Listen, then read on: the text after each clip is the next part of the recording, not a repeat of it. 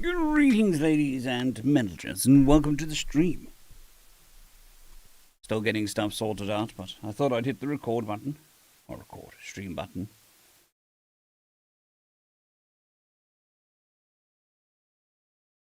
Clickety clacks for now.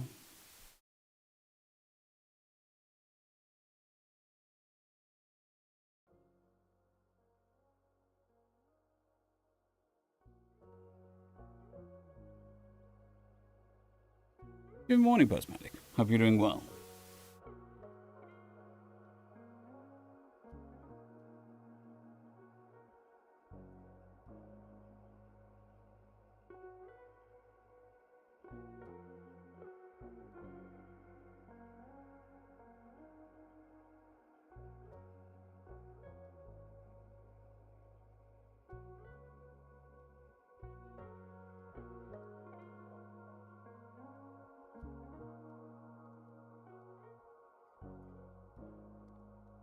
I'm going to take a wild guess and enjoying your evening. You have nothing planned. You've already finished your homework, and you're ready for bed. Something like that.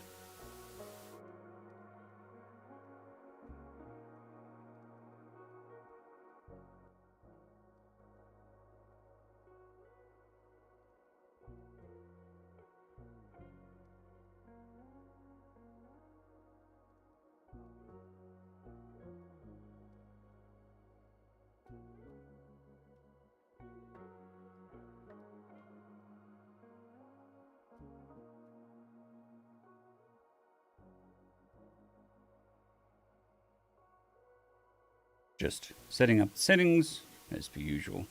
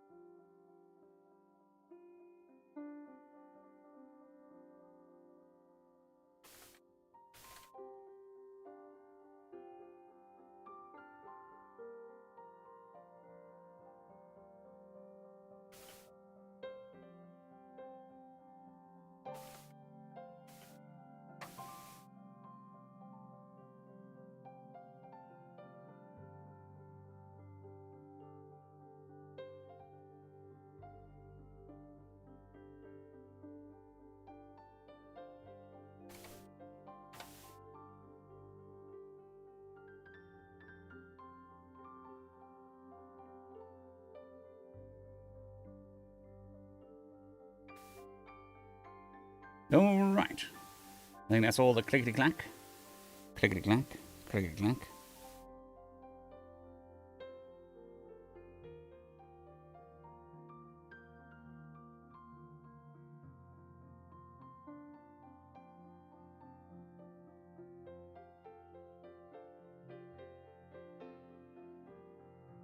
Good morning, Anthony. Both are feeling okay. Voice is still warming up, so it's not sounding 100% great right now. But that's usual.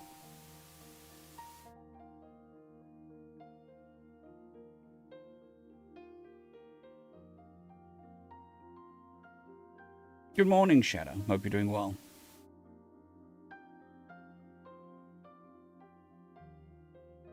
Booby juice. Water. Coffee. A very full cup of coffee.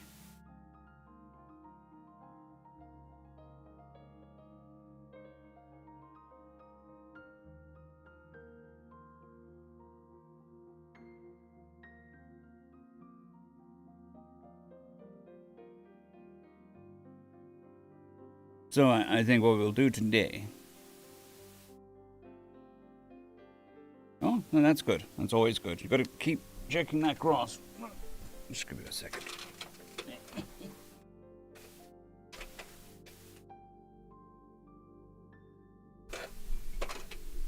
The cable clip came loose. Now I've got a cable dangling. There we go. Now it's sorted.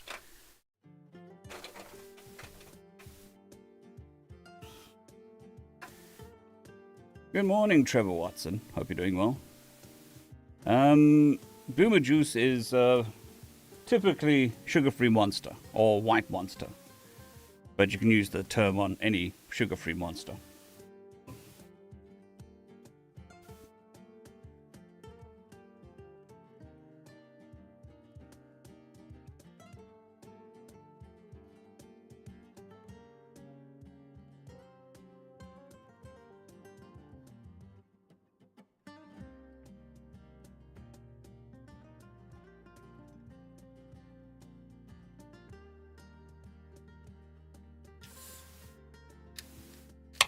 There we go.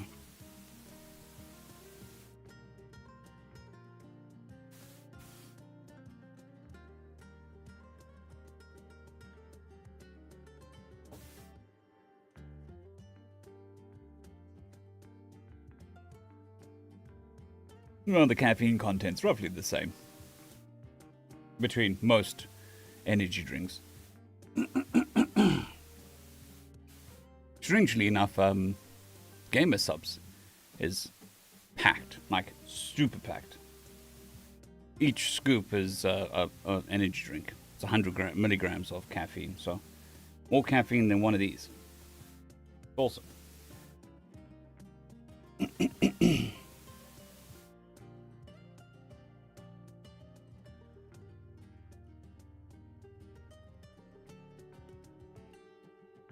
My next table is coming with cup holders, I think.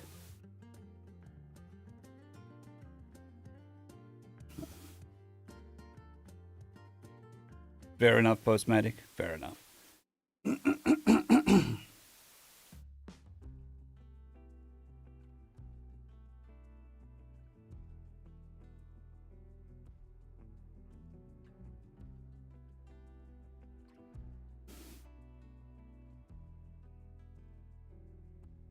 Yeah.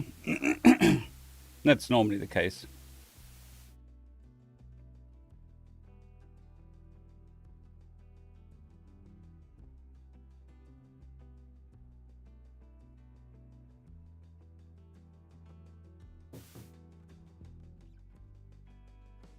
There's normally a slippery slope with caffeine,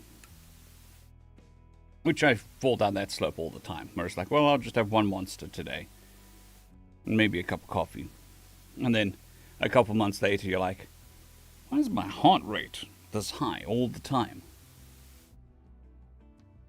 And you're drinking several cups of coffee, several Monsters, some snorting Gamer Subs off the table. It's all very embarrassing.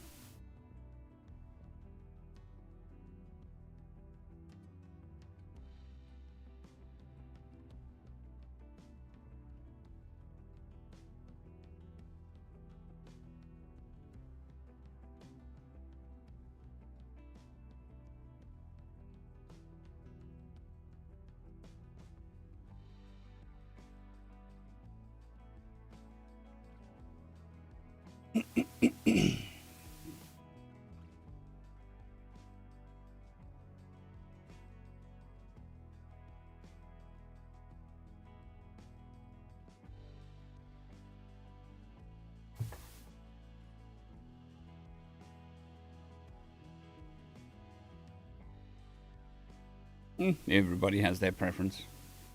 I remember the time before Red Bull, when all you had was Coca-Cola. Not even sugar-free Coca-Cola, just Coca-Cola. No Pepsi, no nothing.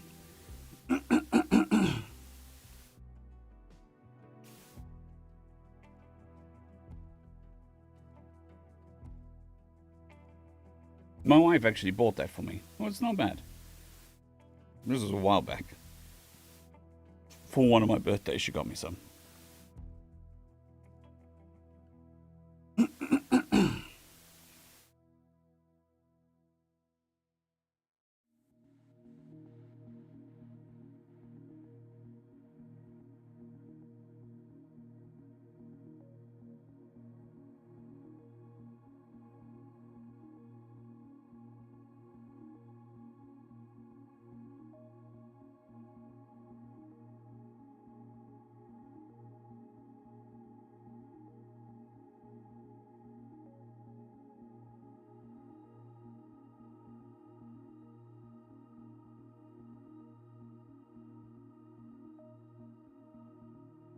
Yeah, but you want to limit your intake of sodium.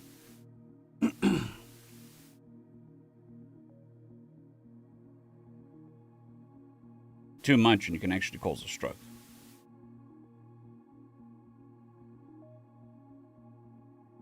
That's why rehydrate energy drinks, or rehydrate drinks, you need to be careful of how much you drink because of the salt content more than anything else.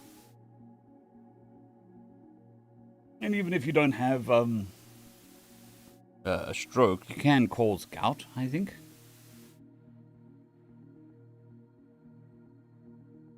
Or cause it to flare up with salt.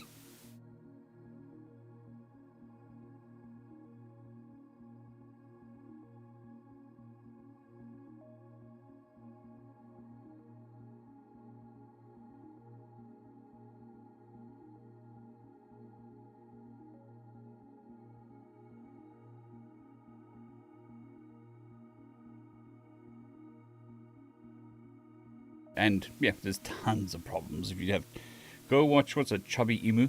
Chubby emu. Is it chubby emu? Chubby emu. Yes, chubby emu. He does stuff like that all the time. You know, what happens when you drink 16 energy drinks in a row? What happens when you're snorting salt off a table? You know, that sort of stuff.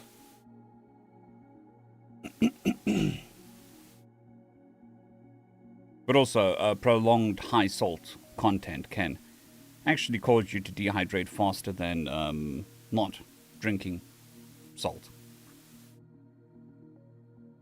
Salt draws the liquid out of your body. Oh, yes, there's that too. Snorting anything really has a problem. Other than air. And even then, it sometimes causes a problem because of what's in the air.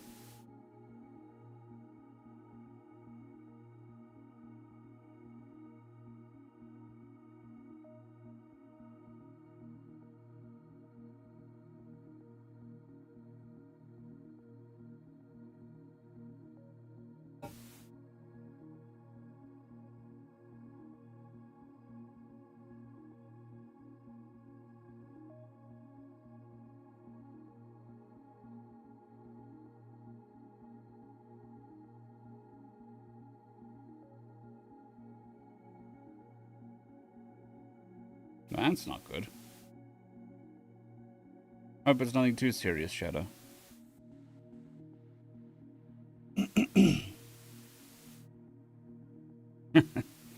Yes. Yes.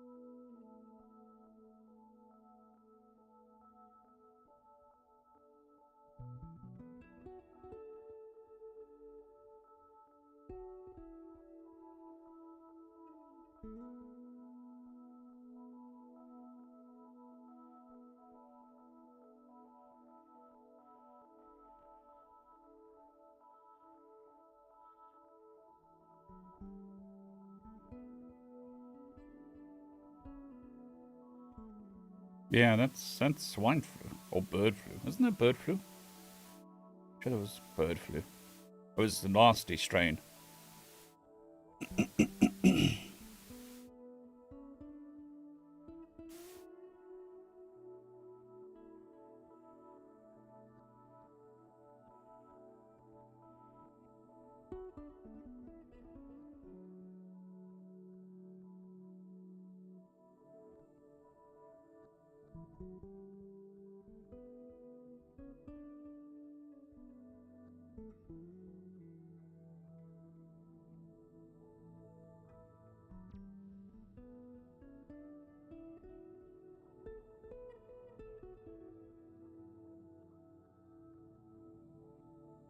Well, my philosophy for all presentations was I'll wing it.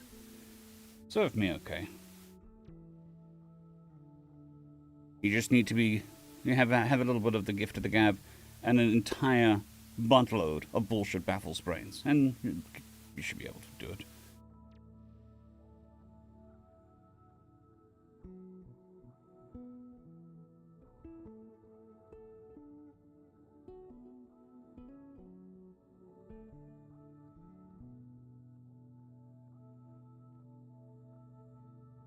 You should just include a fat electrician video.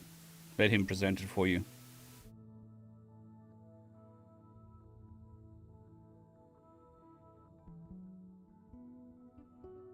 Man, it's not good post-matic. I tend to avoid the normal flu vaccine shots.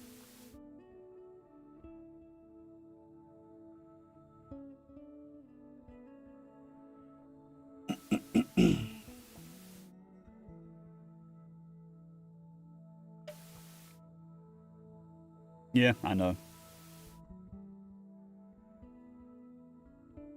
I don't love this fact, but it's interesting that doctors have to be officers, so that when they tell you to take a shot, it's actually a direct order, and to refuse is against code.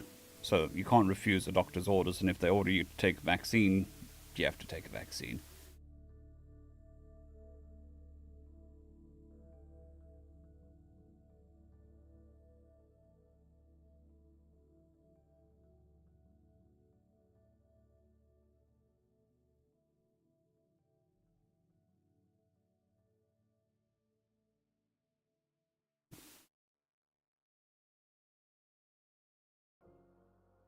I know one of the companies, this is many years ago, this is before the Wu flu and all that stuff, they were thinking about making the flu vaccine, or flu shot, rather, compulsory. I was like, fuck that. I'll take my flu, I'll take getting sick, I'll take the natural route. Unless it almost kills me, then I'll go to hospital.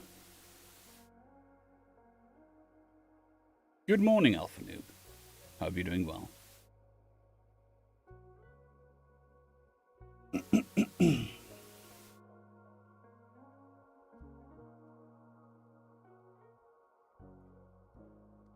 So I've had the Wu flu, COVID. I've had COVID 4 times. I barely leave my house, but I've had it 4 times. The third, most of them, it's been like a basic flu, nothing serious. The third time, it kicked me straight in the balls, and it was all the symptoms.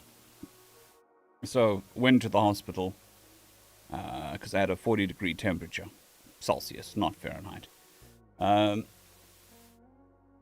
They took all my vitals, they took the test, and they're like, okay, cool, go stand in the middle of the parking lot. I'm like, what? I'm like, no, you can't be in here, because you got COVID. You need to go outside and stand in the middle of the parking lot. I'm like, oh, okay. And they're like, no, then somebody will bring me medication. So there, I stood there for an hour, shivering my ass off, because, I've got a 40-degree temperature. I'm sweating profusely. I'm sick. Standing in the middle of the parking lot, and then one of the pharmacists comes out with a mask and stuff, and then hands me a packet, and she says, take all of this. It's all, got the times and stuff, and then walks away. Nah. And then I took that, went home, took all the stuff, and got better.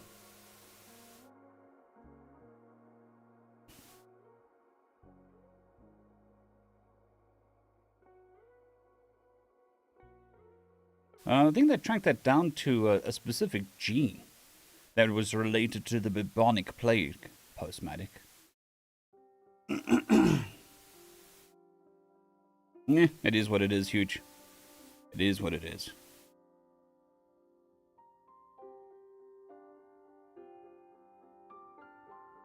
I've seen worse stuff. Way worse stuff.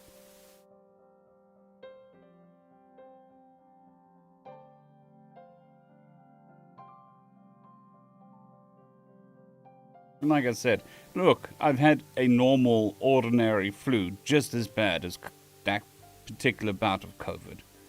So I'm not saying that COVID is bad. It's just funny that I had to stand in the middle of the parking lot. Yep. I didn't know that.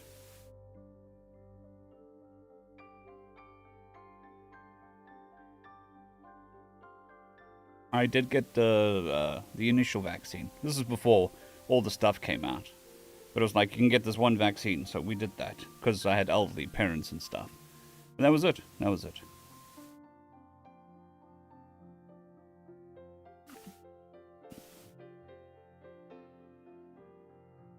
My dad caught it. He had it pretty bad. Strangely enough, he got it pretty bad from the vaccine.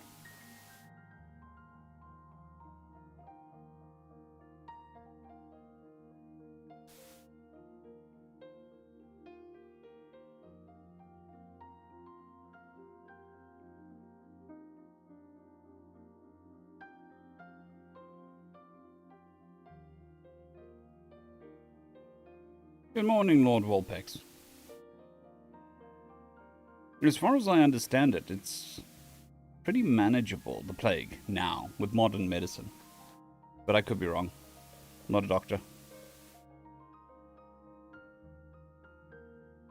I consume too much internet, so my brain is completely rotted. Who knows? Good morning, Peanut Gallery. Hope you're doing well.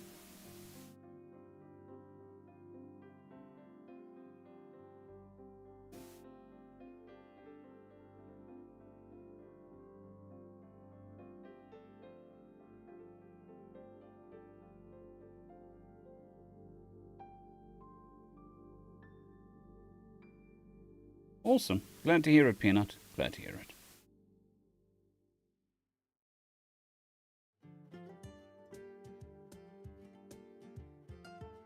Look, 3 of the times that I had COVID, it was just like I felt a little under the weather.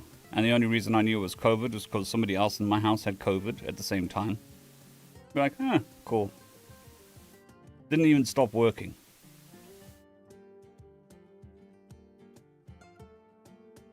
Interesting, Huge. Interesting. Very interesting.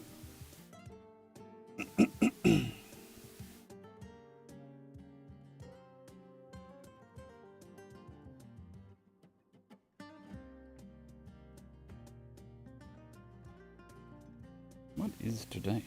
Tuesday. Hang on.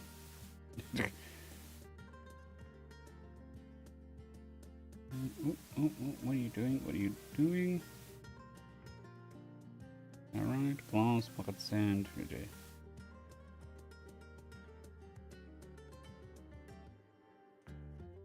Sure, not a problem, Peanut. Not a problem. Just send me a message on Reddit, and then I'll add you to the list of approved authors.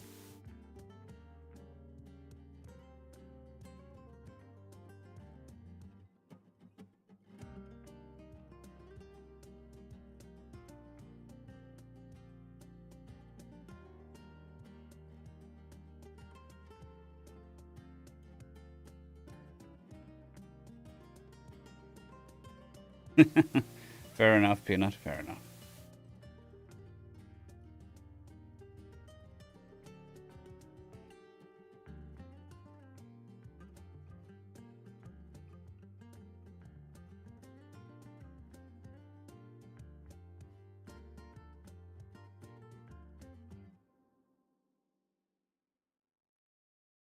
Okay.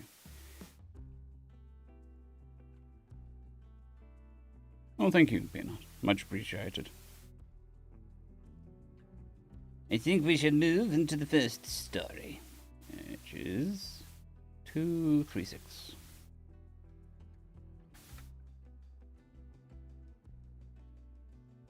Glass.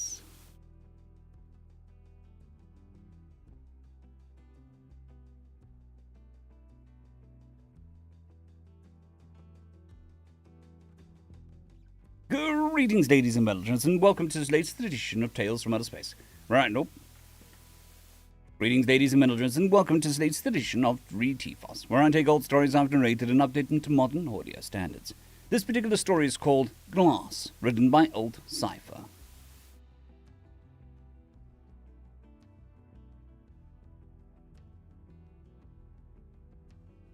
There wasn't even any blood, Charlie said. He scratched at a 3-day salt and pepper stubble on his chin. The thin grey light from the overcast December afternoon did nothing to hide the bags under his eyes. He watched the skeletal trees outside the window claw at the sky like they were begging for the rapture. Just, Charlie said, just, nothing. He turned back to face Rhonda. Her office was covered in lightly colored fabrics and deep, rich wood panels. The window...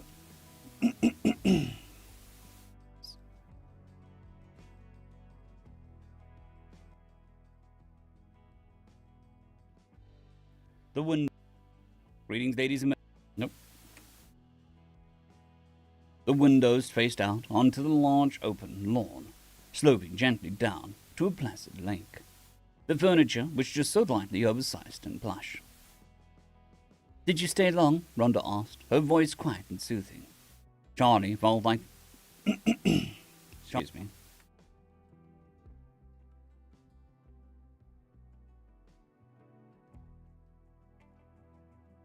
Charlie felt the pull of the present, prizing him.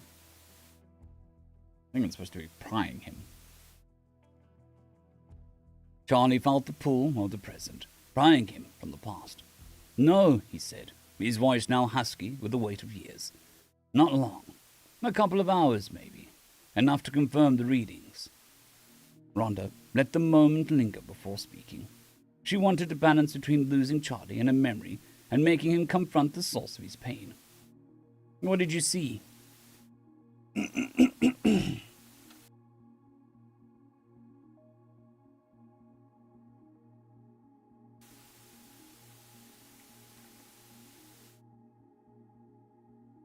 "What did you see?"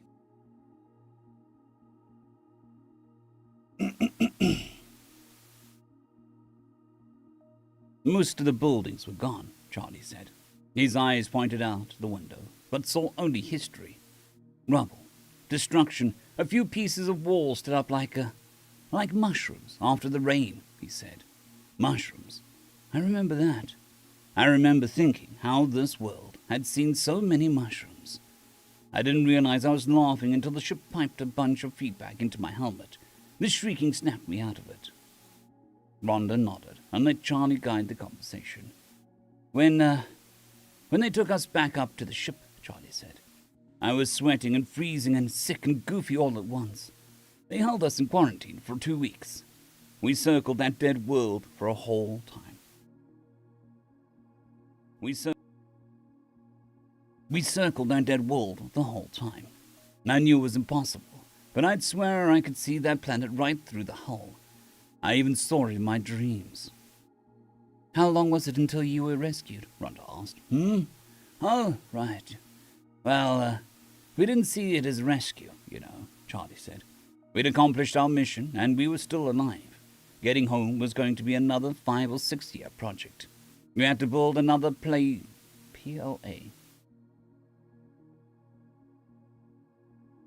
We had to build another PLA yard. That's what we called it. What's up, player? What's up, player? Petawatt Laser Array, PLA. The big one that launched us from Jupiter took almost 15 years to build, while we had smaller portable version. It only had to fire once, so it was more half-assed.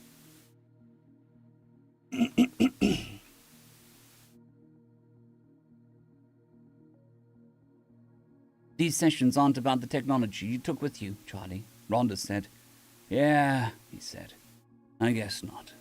Anyway, that fancy ship showing up about 18 months later, I guess. We'd long since settled into a routine, spending 12 to 14 hours a day outside trying to get the damn laser up and running. I knew a guy down in engineering that had set up a still. What came out of that thing was pretty much rocket fuel, tasted like crap and burned like hell.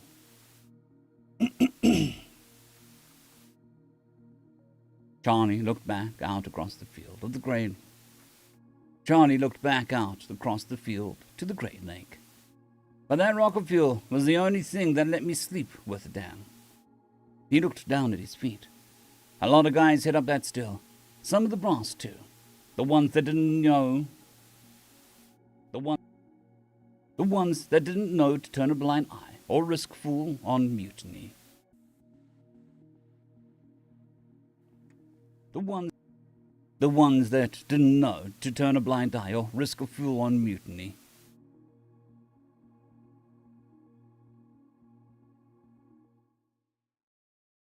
That sentence doesn't make sense.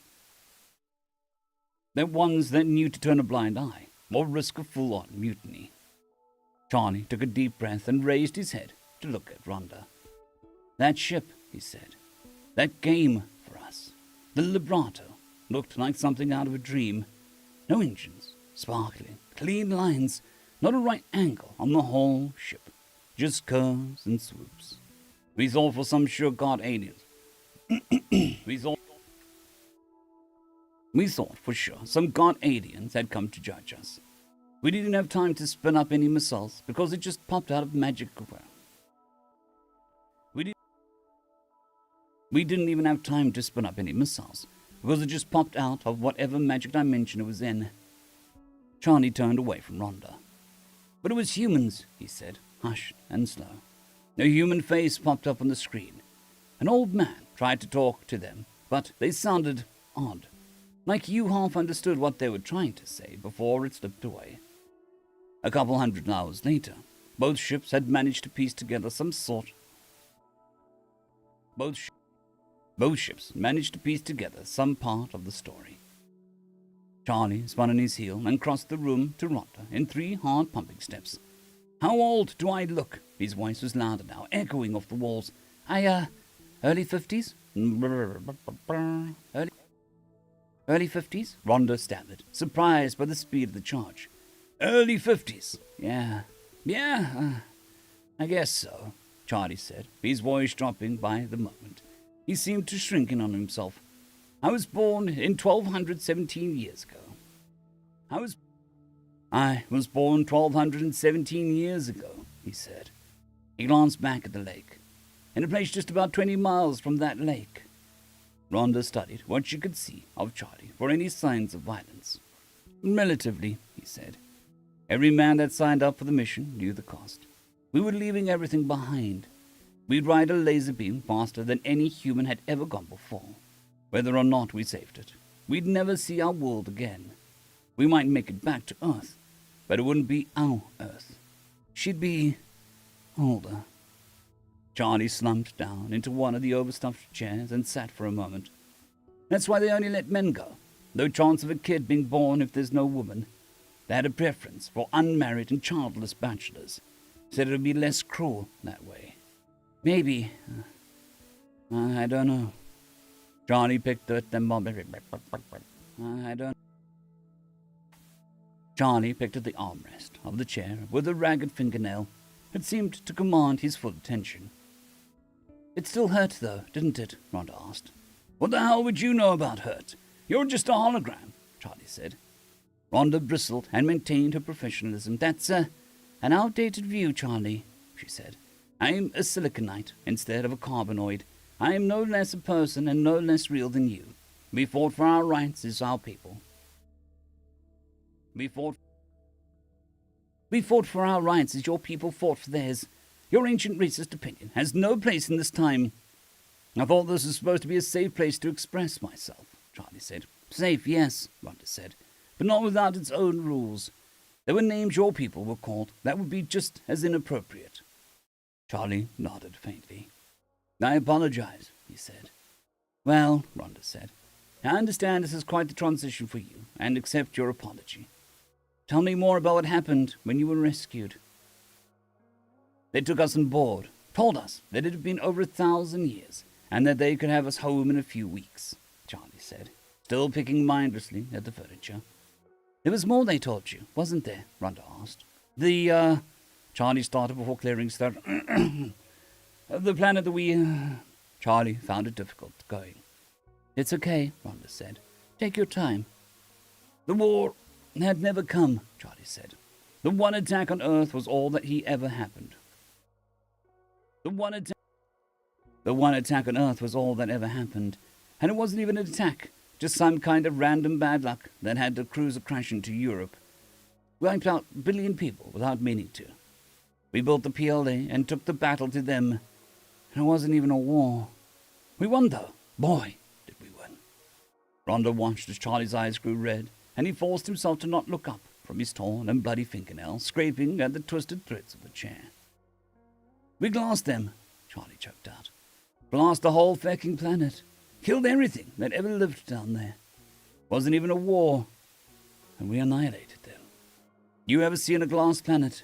Because I hadn't. Hell, I don't know if anyone has. It's god-awful. A whole world reduced to charged little ball of crap. Even after decon, you can still smell the burning. In your hair, in your clothes, in your dreams. Men, women, and children all burned up. Never had a chance. Then that stupid fucking angel ship shows up and tells us it was for nothing. Even worse, you just slaughtered a species with your own history and stories and technology. You just slaughtered a species with their own history and stories and technology. Wiped them out because of a misunderstanding. An accident. You're not heroes. You're the monsters from the dark. You're the ones that civilized people should fear. You're the bad guy. Charlie stopped picking at the chair. His blood had stained the end of the armrest. He could feel his pulse and his chewed-up remnants. He could feel his pulse in the chewed-up remnants of his finger. There wasn't even any blood, he said. End of story.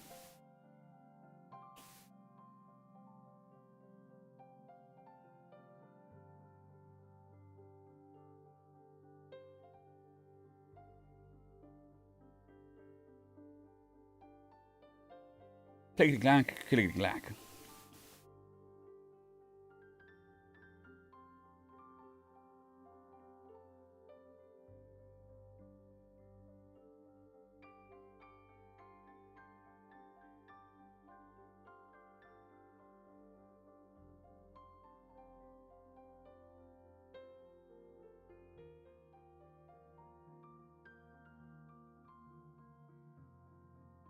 Biddies as far as the eye can see. Ooh, I like biddies. 10,000? 1,000? What the hell is that? 10,000 biddies. Holy crap. Thank you very much, Nightlath. Thank you very, very much. It's super appreciated.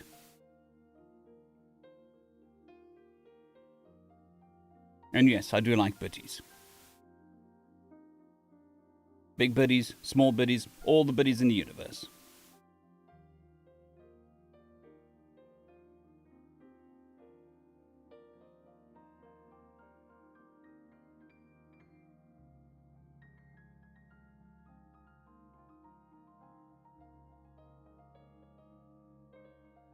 Pogs. That is definitely... I remember Pogs. It was a game. And there's little round discs. I'm guessing this is not related. Captain, we found a new subscription laying around in the engineering bay. Ooh, thank you very much for the subscription. We're at a new record, level 5. Hype train. Woo woo. Choo-choo, I say choo-choo. With energy. There you go. I just said it to myself.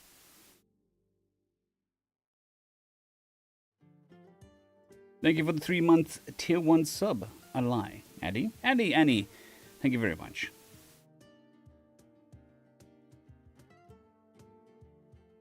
Well, I'm glad they help Nidiath. I hope Nidiath.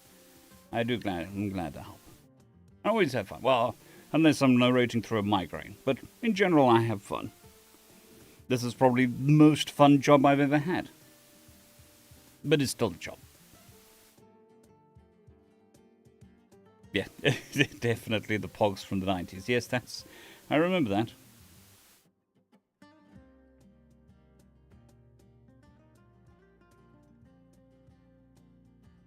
It's very much appreciated, Eddie. Very much appreciated. I'm glad that you found enjoyment from the channel.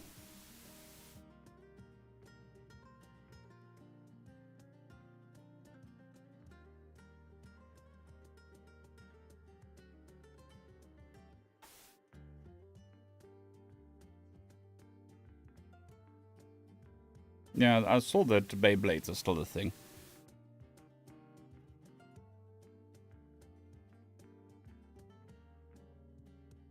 We used to get pogs in crisp packets or chip packets. So the small chip packets, you could get them.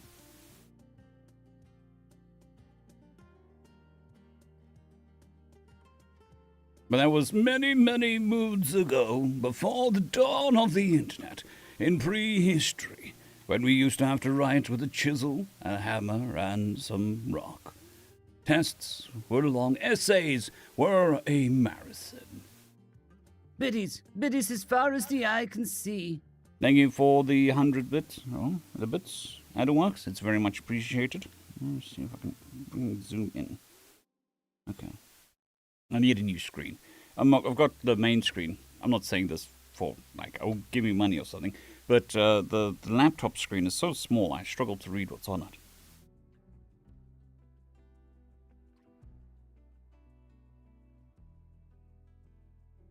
No, I'm glad, Addy. I really am. It's a good series, Dungeon Life.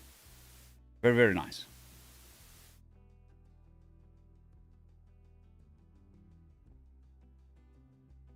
Nice, a nice balance of slice of life and a very well-written take on the dungeon core genre.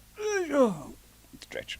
Yeah, it's very nice slice of life on the dungeon core genre. It's kind of one of those books where it's like the chapters just disappear because they're nice and homely, I think would be a nice description.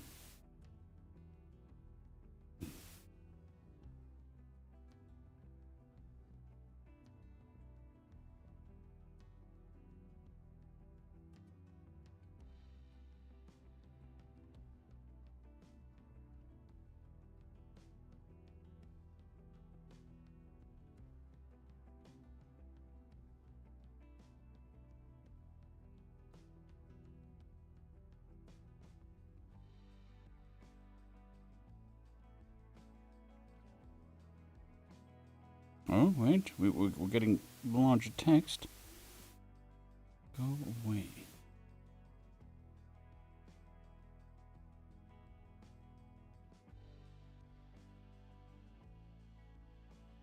Yes? Okay, now I can actually read what's happening on Twitch. That's awesome.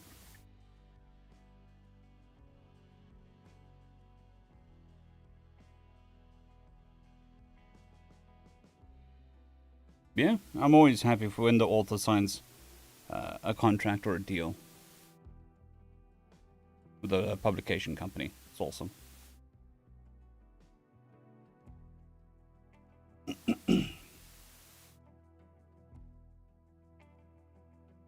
All right, on to the next story.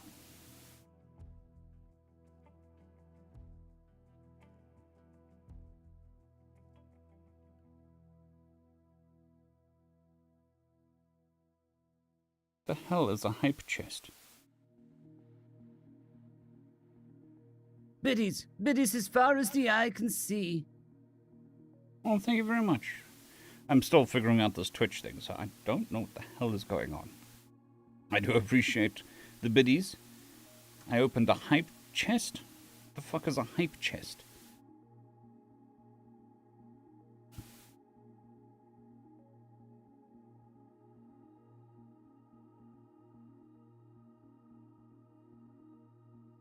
Okay, so we get unlockable emotes? Ah, okay. Sure. You can see I watch tons of streams. Because I'm confused. Boomer stares at Twitch overlay, trying to figure out what the hell is going on. Oh, okay.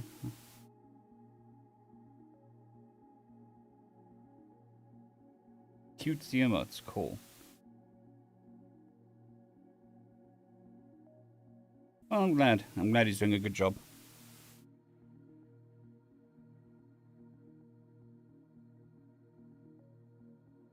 Okay. On to your next story. On to the next story. But feel free to chat amongst yourselves and ask questions. I do keep an eye on chat while I narrate. And I try to answer questions. Which is better than questioning answers.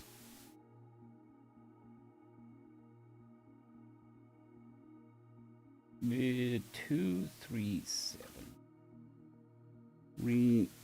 237 dash pocket sand. I remember this one. It's good. Not emotional like the previous one.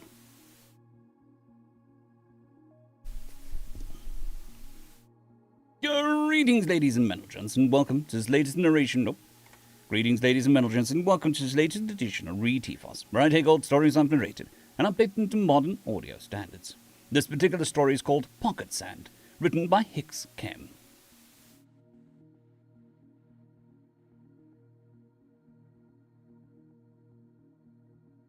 Admiral Conover leaned forward in his seat in the center of the long table. Today's hearing was unusual for many reasons, not the least of which because the man before him was not a member of any branch of the United Earth Interplanetary Fleet. Additionally, this would be the first occasion in human history when other spacefaring species had deigned to attend such a meeting. Had deigned to attend any such meeting, military or civilian. Third, this meeting was being broadcast via relays across the galaxy in a live feed. Whatever was said here today would immediately be known by every sentient race that had access to the feeds. Conover cleared his throat, and the low chatter of the chamber stilled almost immediately. Sir, you are Captain Jefferson Sykes of the independent merchant cargo vessel, the Credible Hulk, are you not? The main seated... behind you. Someone's following. Well, thank you very much for the follow, Mike. It is very much appreciated. Are you not? The man seated in the chair in the center of the room leaned forward into the microphone provided. That's me. The fuse flashbulbs went off from the nearby journalist's core. But the silence remained. First, Captain Sykes, allow me to thank you for your attendance today. The Admiralty is aware, and has made all the attendees aware, that you hold no rank in nor duty to the United Earth Interplanetary Fleet, and are therefore here entirely of your own free will. Would you agree? Yep. Very good, Captain. Let's begin. On Galactic Time Index 1004.3.883, Earth date July 11th, 2581, you were transporting silicates from North African Outpost 7 to the manufacturing world of Saldine. Is that correct? It is. Are you aware of the designated space lanes between those two regions? I am.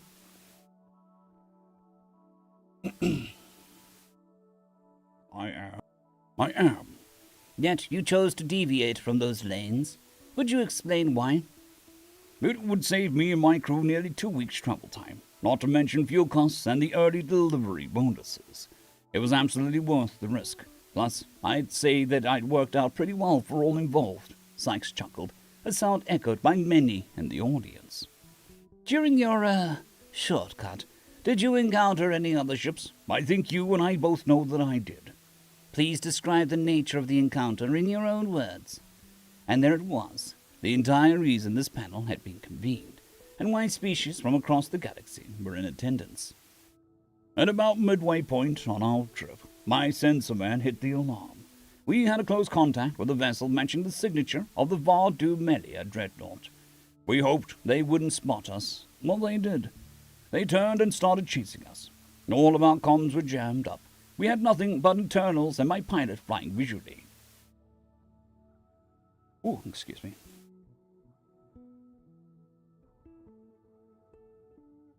We saw some shots from their plasma cannons go by us, but they missed. Chatter filled the hall for a moment before the Admiral raised his hand to restore order.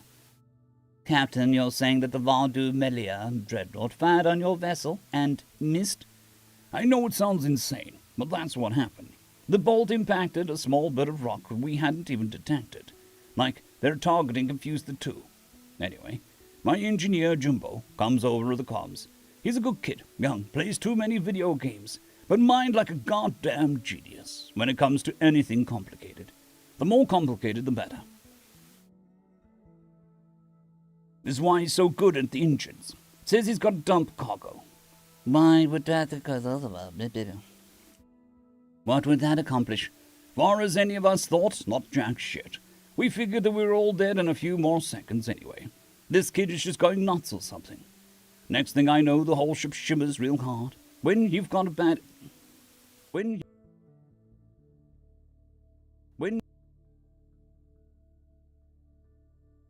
Next thing I know, the whole ship shimmies real hard, like when you've got a bad decomp ex-ACMO. Clarify for those in attendance, please. The ship started... the ship started shaking really hard, like when you open an airlock without properly decompressing beforehand. All the air in the chamber goes rushing out, taking everything with it that'll fit through the hole. I thought maybe that we'd taken a hit and had a hull breach, but before I could bark an order, we got rocked hard, and we started rolling on all three axes. And we start rolling on all three axes. Pilot can't lock a star to reorient. It's all chaos. Most of my crew was holding their breath, like it was going to save us from a breach. Sykes paused for a moment and took a deep breath, then reached for a nearby glass of water. The room remained silent. Anyway, he continued, we realize we're none of us. We realize we're none of us We realize we're none of us were flatlined yet. We realize we're none of us flatlined yet. So everyone starts back to working the checklists like we're trained. We get stabilized off one axis, then the second, and finally we wind up in a steady again. All of our comms and sensors come back up like normal, and we're scanning hard and fast trying to find the dreadnought. And did you? Well, that depends on how you define it. We found where it was, sure, and after a few minutes we figured out where it got to. There was a debris field growing in every direction, but most of the pieces weren't anything to worry about. I gave the order to run straight to the space lanes. Bonuses be damned. We were still about 3 days out from the lane, so we had to stay alert. Once we got underway, I went to the engine room and found Jumbo in there. For the record, please give us the full name. Jimbo? Yes. James Robert Fick. Thank you. Please continue.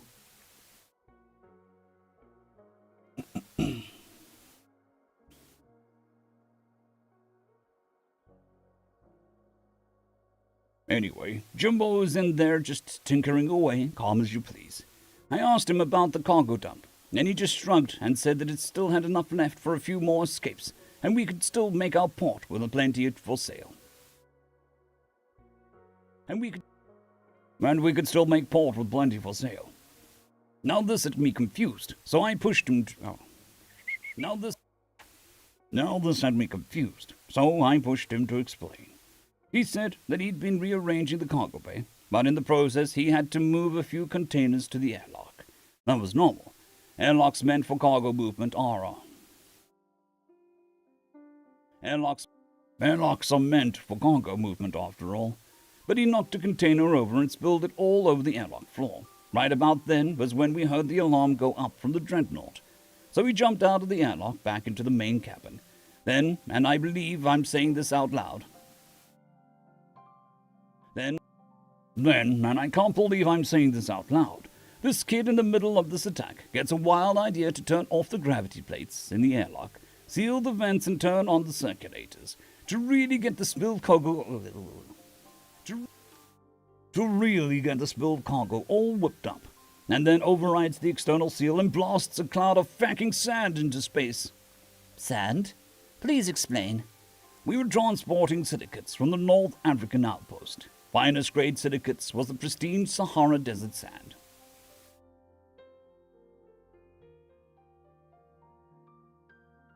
Finest grade silicates was that pristine Sahara Desert sand. Those manufacturing consortiums on Sol Dean get into the bidding frenzy over it. I see. So Mr. Fick jettisoned a cloud of sand into space. Yep. And just as soon as he did, the dreadnought runs into the cloud and exploded. An uproar filled the room as humans and Xenos alike expressed their shock at such a claim. A few moments passed before the Admiral raised his hand again and shouted for silence. Captain Sykes, to be clear, you are stating here today that your engineer jettisoned your cargo of sand into space, and this resulted in the complete destruction of a Vardu Melia heavy warship, allowing you and your crew to escape. This story seems suspect. I thought so too, Admiral, but Jumbo explained it to me like this. He'd been reading every report he could get on VDM encounters, including, He trailed off and glanced at the surrounding military personnel from several different species in the Galactic Federation. The Admiral realized. Realization dawning continued for him, including classified military documents that he had no legitimate way of accessing, and such on ascension. So he must play War Thunder if he's accessing super duper extra secret military documents. He's obviously playing War Thunder, or the other one, the World of Tanks. Accessing, including classified military documents that he had no legitimate way of accessing, and such an accession. We were still and such an accession would be grounds for criminal charges under the new Espionage Act of 26. And such an accession would be grounds for criminal charges under the new Espionage Act of 2306. Sykes just stared at him silently. Conover sighed, then leaned closer to the microphone to ensure clarity of his next words. I, Admiral Percival Wallace Conover, do hereby acknowledge that Mr. James Robert Fick is granted military clearance level 8, effective exactly 5 minutes prior to first accession of classified military documents, with clearance rescinded effective 5 minutes after the last ascension of classified military documents. Clearance granted post facto. Clearance granted post ex facto. Captain Sykes, please continue. Sykes breathed a sigh of relief and continued. Anyway, he had been reading documents which he was absolutely allowed to be reading, and he figured something out about the VDMs. He said every container showed that their energy... Encounter, not container. He said every encounter showed that their energy output increased by a fixed amount whenever anything impacted their shields. He also said it didn't seem to matter how big it was. If something hit their shields, there was a momentary spike in energy output. Like the system was designed to put out enough energy to each impact that it wouldn't matter if it was a large object or not. They designed it that way. Now, from what Jumbo read and figured, the VDMs never figured that they'd have to worry about shields drawing too much. They were thinking in battle scales, where you've got thousands of bullets and dozens of missiles, or what have you. But an airlock where Jumbo had just spilled a full cubic meter of fine-grained Sahara sand. That's up to the billions or something. The sand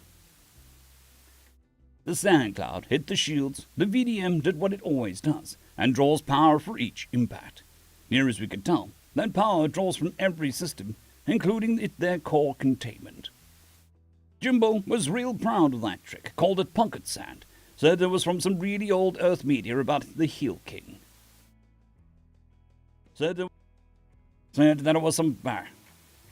was from some really old media about a Hill King. He also said he didn't do He also said he did the math, and if he was staying in our shortcut. He also said he did the math, and if we stayed on our shortcut, we could dump the same amount of cargo a dozen more times before the break event. Before the break-even point where the early bonus got eaten by the cargo loss. Admiral Conover, along with the rest of the audience, sat in stunned silence. Syke looked around sheepishly, then kept talking. Anyway, I'm a businessman. I figured we was already halfway through the shortcut and only hit one VDM, and the money was going to be real good if we pulled off the shortcut. So I told the pilot to cancel the trip back to the space lanes and keep on like we were. Worst case scenario, we dump more pocket sand and wind up breaking even on the ship. And did you? The Admiral asked.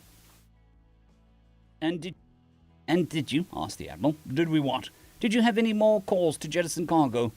Only once more, a VDM scout. I'm guessing he was dispatched to see what happened to the dreadnought. We pinged him before he ever saw us. Guess he wasn't running scared like we were. Jimbo calls up the pilot, tells him to fishtail it like the...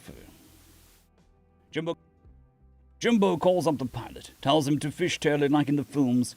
I swear this kid watches the weirdest shit for entertainment. Then pops the airlock again. He dumped a cloud of sand in the path of the scout. That scout never even knew what happened. Just went critical and spread himself over half the sector. Sykes chuckled. The room was buzzing. Conover leaned back in his chair and placed his hand over the microphone. He turned and whispered to his colleague at the table, deliberating. After a few moments of this, he turned back to Captain Sykes. The room quieted once again. Captain Sykes, the story you tell is quite thrilling, but we find it difficult to believe that a merchant vessel with no onboard weaponry of any kind was able to annihilate 2 Vardu Melia ships. One of them, the largest class of warship seen in the galaxy. Have you any proof of these claims? Sir, I had Jimbo put our ship logs on the galactic neck. Sir, I had Jimbo put our ships. I had Jimbo put our ships on the galactic. Sir, I had Jimbo put our ship's logs on the galactic net. Plus, I know perfectly well that your men will have boarded my ship while I've been here. I'm sure they found my present. Conover frowned his brow for a moment. Conover furrowed his brow for a moment, then pressed a button on the table. A holographic projection appeared. Lieutenant, anything to report? The projection nodded. Then the field of view changed to a large fragment of metal sitting in the middle of an otherwise empty cargo hold, topped with an ostentatious red bow. Audio crackled through. Admiral Conover, on boarding the vessel in question. Admiral Conover, on boarding the vessel in question, we found what appears to be a piece of a VDM hull plating with alloys consistent to known parameters. It also seems to be contaminated with radiation consistent with a core breach. Sykes smiled at the Admiral. Admiral, I think that proves it right. The chamber rippled with quiet laughter. Conover nodded, dismissing the projection. Well, Captain Sykes, it seems that we have everything we need from you. Thank you for your attendance today. Please inform Mr. Fick that we are grateful for his blatant violation of every security protocol we have. He turned to the military personnel present. Assembled allies and friends, it seems that we have a new tactic to employ that may yet turn the tide in this war. We'll begin retrofitting all vessels with pocket sand deployment immediately. End of story. End of story.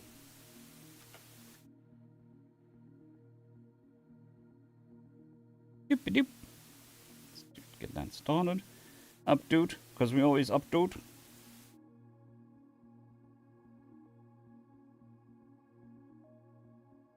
Oh, excuse me.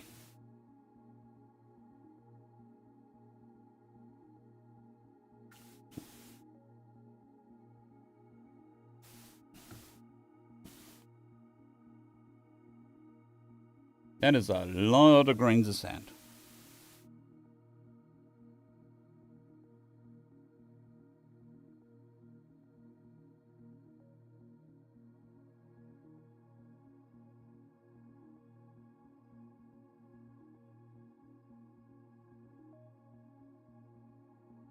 No. Yes. Oh, yes.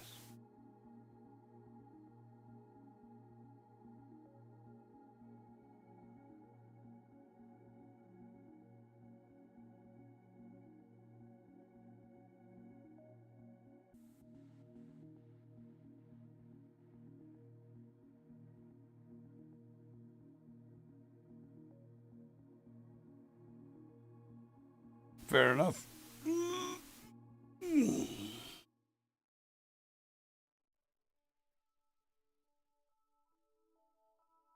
So his name is... Where is it?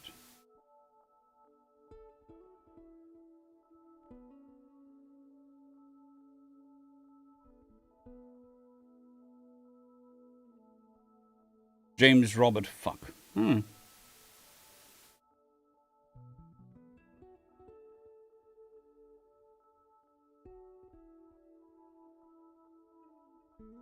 Which is understandable, fairly.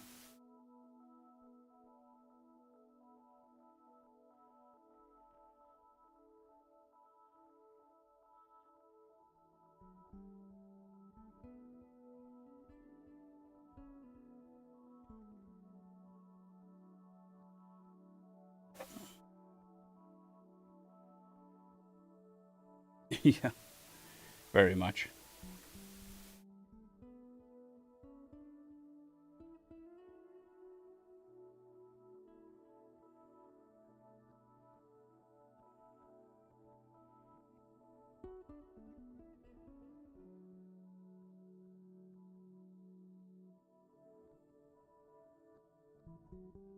Yeah, it could be. Don't know. Do not. Well, they don't tend to whack you with foreign swear words on YouTube. Too often. I'm sure it does happen. Especially if your channel is marked as German.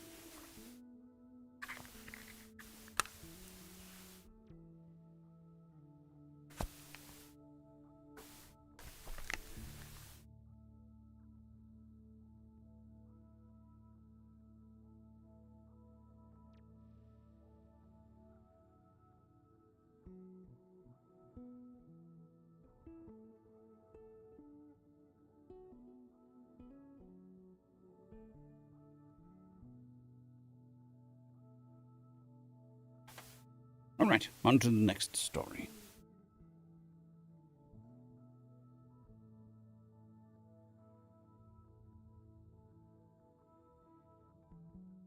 Well, here's the thing.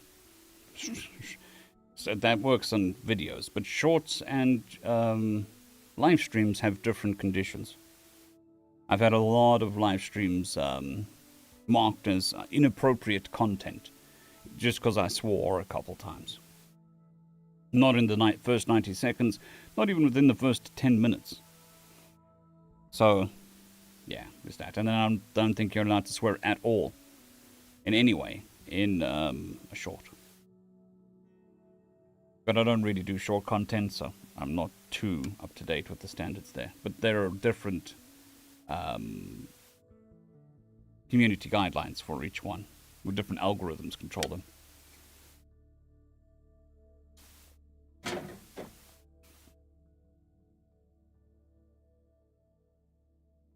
Greetings, ladies and gents, and welcome to today's edition of Read TFOS, where I take old stories I've narrated and update them to modern audio standards. This particular story is... It's raining subscriptions. Thank you very much. Thank you for the... Thank you, Postmanic, for the gifted sub. It is very much appreciated.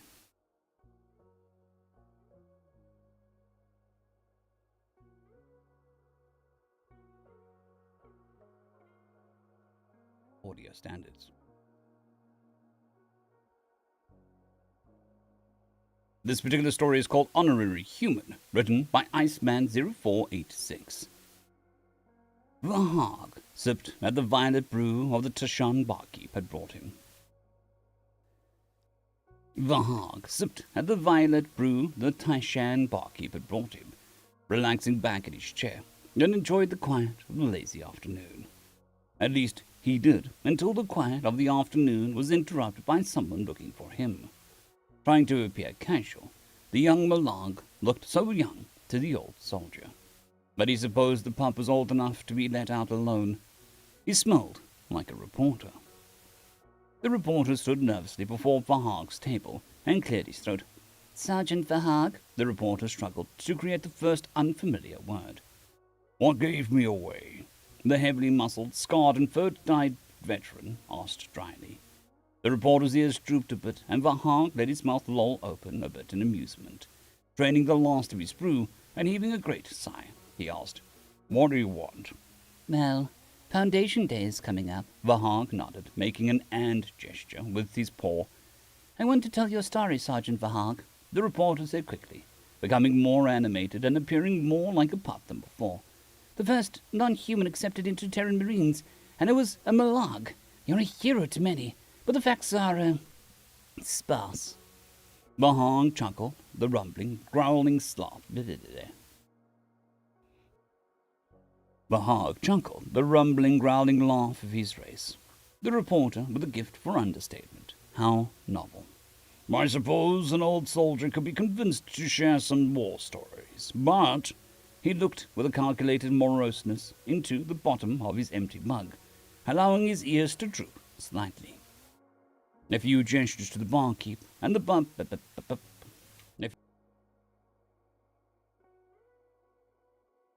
Not a problem, postmatic, not a problem. A few gestures to the barkeep, and the pump slid into the booth opposite Vahag, and shortly a fresh mug appeared near his elbow. The reporter produced a small recording device. Vahag noticed it was a human-made, Malag-adapted model. Vahag noticed that it was a human-made Malag-adapted model, and set it on the table. I am grindset. I am grindset. He raised his muzzle up, and the right. He raised his muzzle up and to the right, a youth giving an elder proper respect. Vahag took another drink and licked his chops. Well, where should I start, Gran? The beginning, Battlemaster. How you came to join the humans and came to lead a unit of them. Resting his elbow on the table, Vahag settled into a comfortable position to launch into his tale. I landed on Talon with my battle pack. We'd been mobilized too quickly, and there wasn't enough air support. Vahag let out a short bark of a chuckle. There wasn't enough of anything in those early days. The Russian liked Talon, and they wanted it for their own. So we were part of the Council's objection to that idea. Shaking his head, Vahag sighed. I've been told that it goes this way everywhere. A quick, decisive war. Over in a few months, and they declare victory. Over in a few months, and then declare victory. 14 months in, 85% of my battle pack is dead, and our positions were roughly the same as they'd been when we started. And that's when the humans joined in? Gran asked excitedly. Vahag shook his head. Not yet, pup. You're getting ahead of me. The Russian pushed us out of some civilian areas, and they took slaves. There were humans in those civilian areas, and, yeah, that's about the time the Terran Federation got involved. Important thing for you to understand there is that my battle pack, after fighting around the cities, was down to about 5% strength. 51 soldiers left of the original battle pack.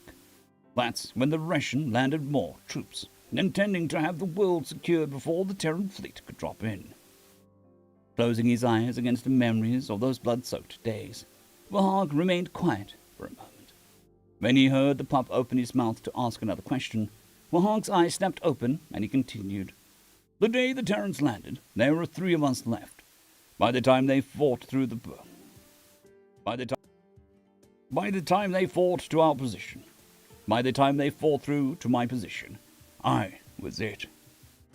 Vahag was silent now, thinking of those desperate days, the agonizing and ultimately futile wait for reinforcements. When help had arrived, it was not the familiar yips and howls of another battle pack. It was the harsh cries of the human orders, not the erratic thumping and scraping of paws and claws, but the rhythmic thumping of men marching. Their smells had been wrong, but they were warriors as much as the Vahag had been. But they were warriors as much as Vahag had been. He shook himself and continued speaking, mentally thanking the reporter for letting him sit with his thoughts. After over a year of fighting over the godforsaken rock at the back,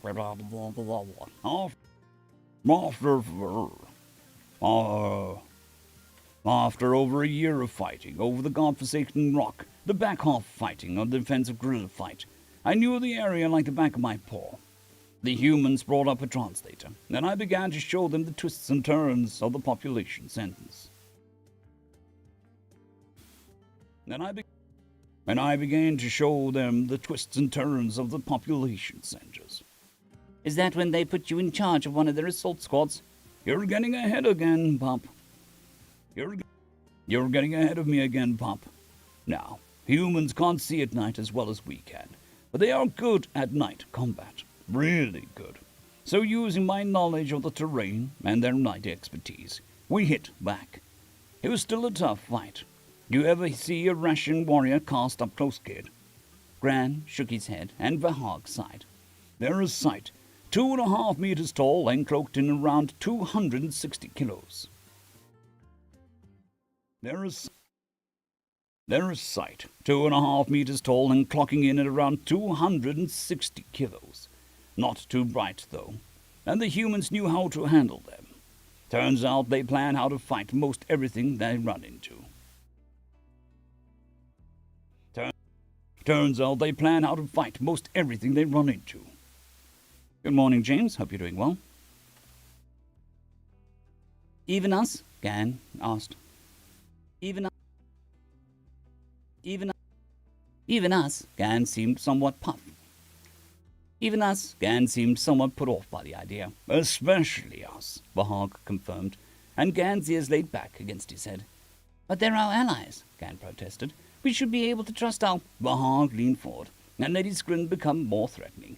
It takes a good ally to be willing to point you out. It takes a good ally to be willing to point out your weaknesses. Towards the end of the war, I spent a lot of time talking to the brass about theories and plans. They worked me through how they would go about attacking us, pointing out weaknesses in both doctrine and physical defenses. We are stronger for their attention. I don't suppose I've ever thought of it that way, Gan said, somewhat chagrined. But it still seems to be an awful risky thing to do with a new ally. Humans don't see it that way. At least the ones that are warriors don't. They're a pragmatic people. We have a lot to learn from them in that regard. Vahog shrugged. But you're here for war stories. The fighting untold came to a head in the old capital city of the planet. We took more casualties there than in the rest of the campaign, but it only took us a week to push the Russian out and force a surrender from them once the fleet got kicked out. And force a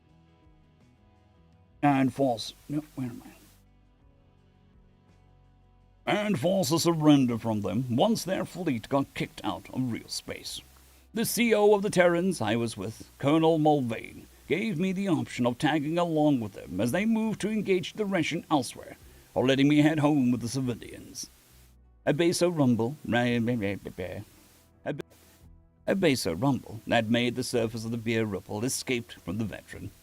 I had the memory of my battle pack in my mind. I went with the humans to fight more. Taking another long drink from his mug, Vahog gathered his thoughts. He hadn't told the entire story before. Ancestors. He didn't remember the entire story. The battles seemed to run together now. So many. Now long ago. Humans don't fight like we do. When we deploy a battle pack, that is where the battle pack is. In 6 months, we conducted 13 combat drops and saw more than 30 firefights. Gan gaped at the number. And then, Pop, they sent us on vacation.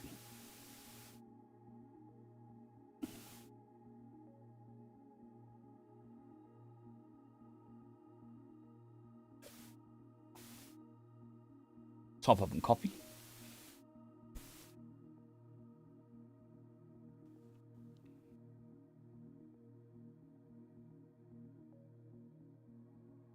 What? Gran asked. A vacation?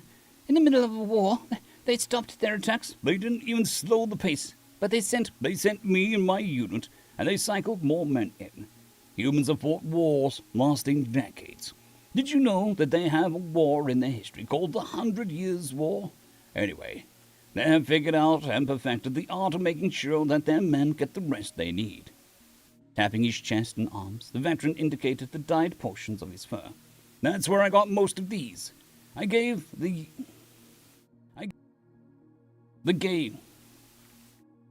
us R&R and Nephrosis 3, and I have no idea where the squad found the fur dye. There couldn't have been more than 50 Melag on the planet, so I have no idea what the female did in her free time. So I have no idea what the female did in her free time. I was told that after that many combat drops, I was officially a Terran Marine, whether I was human or not. Good morning, Fubits. Hope you're doing well. Leaning over to inspect the dice, Gan asked, I recognize this. It's a battle pack insignia. What is this? It looks like some kind of bird there. It is the insignia of the Terran Marines, which they adapted from one of their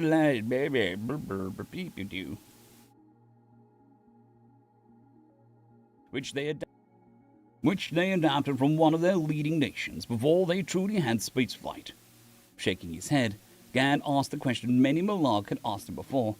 Why get these things permanently dyed into your fur? It's a human thing.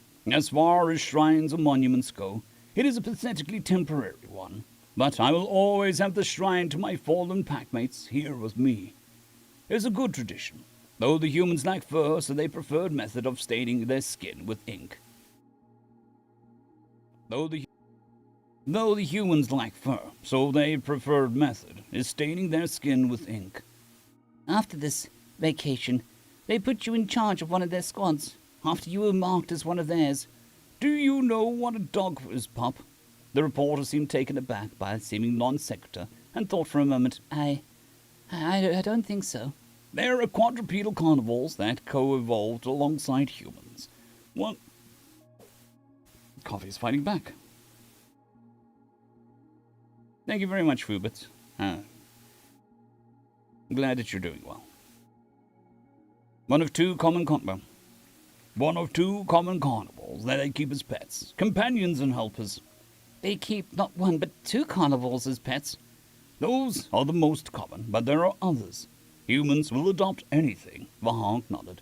There are some thinkers that believe that without dogs, humanity would have developed along a different path. That the dog's ancestors, the wolf, did a great deal to domesticate the human in the beginning. Taking another drink, he continued. Anyway, humans have taken dogs with them to war for, well, millennia at this point. Corporal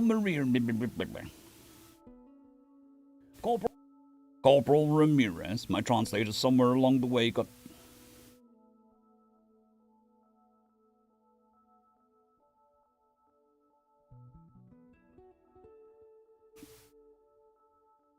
Corporal Ramirez, my translator, somewhere along the way got put down in their official records as my handler, not my translator, Vahog shrugged. I think it started as a bit of a practical joke on the part of the quartermaster. I don't understand, the reporter began, and Vahog cut him off, smiling. Our species, pup, strongly resemble wolves and dogs. The quartermaster thought that it would be amusing to present me with my own collar and leash.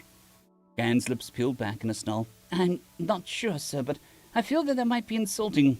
Vahog barked a laugh. Oh, it was. So I took a crap in his bunk and chewed up one of his boots.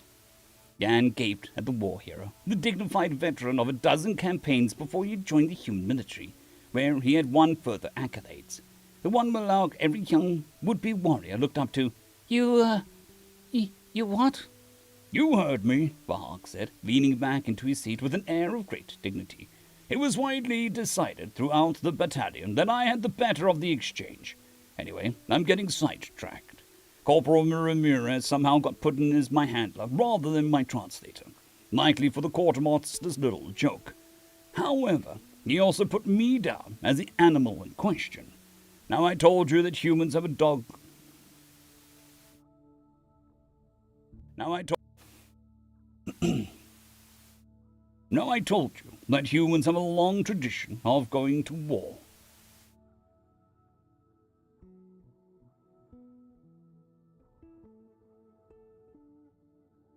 Now I told you.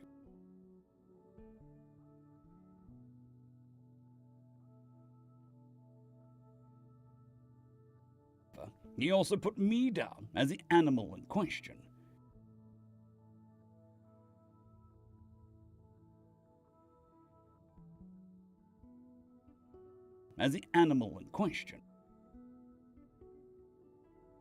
Now I told you that humans have a long tradition of dogs going to war alongside them. Well, part of that tradition is that the handler's dog is one step higher in rank than the handler is to ensure that care is taken when handling the animal, since any abuse from the handler results in serious military crime. So, since since Ramirez was a corporal, I was promoted to sergeant. With a slow, deliberate hand, Gant turned off the recorder placed before him. You mean to tell me that the humans made you the commander of one of their squads by accident? Vahag grinned at him. You mean that the respect the Terrans gave the Millag was a bureaucratic mix-up? This is the event that opened negotiations for the foundation of the Federation. Gan was getting faster now and rising in volume, and Vahag couldn't help but laugh. The lieutenant knew, the captain knew, the colonel knew, ancestors. I'd be surprised if the admiral didn't know that I was no simple dog. Vahag looked at the young reporter and narrowed his eyes. Did you do any research in the human media about me? When Gan shook his head, he received a reproving look. I know I gave them a few.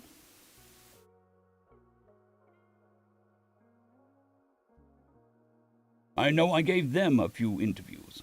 They want me to do some kind of tour of their more populated worlds. Why? Remember when I told you that they do things differently? Well, guess where they put their best warriors? Their most decorated warrior. Their most decorated veterans. Gan paused, then answered with the air of someone who knew that they were saying something wrong. In an elite unit? For the heck. Unit? Vahag chuckled. I asked what the humans did, not what we did. No, you will find them well behind the lines. You'll find them in their officers' schools and in their training camps. They take their best and have them training the next generation of soldiers. Their green soldiers come along with more training than many veteran Millag, and it shows. Their officers are flexible of mind and do not fear to act independently. When a platoon of Marines come upon a lone warrior, they did not ask for additional orders. They scooped me up and continued their advance. When I demonstrated that I could be an asset, they did not wait for clearance from their battle master to engage the enemy. They went to battle. Sounds reckless. Nah, if that's what they're trained for. It's what they're trained for. Vahag set his empty mug on the table and waved the barkeep off. Pop, Gan, I was a ghost before I met them.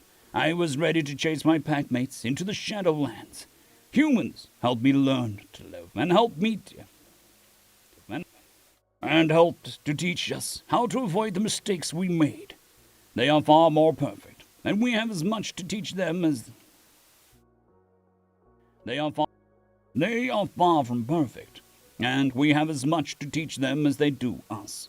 But without them, I'd be dead, and most of the civilians of Tolm would be as well.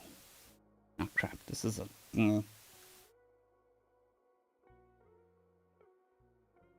I think this is also a standalone story. Yes, we don't have to do the second one. Otherwise, it's too long. This is one of those. It was a standalone story the first time I read it. Now it's a series. But we will read it as a standalone story. And most of the civilians of Tolm would be as well.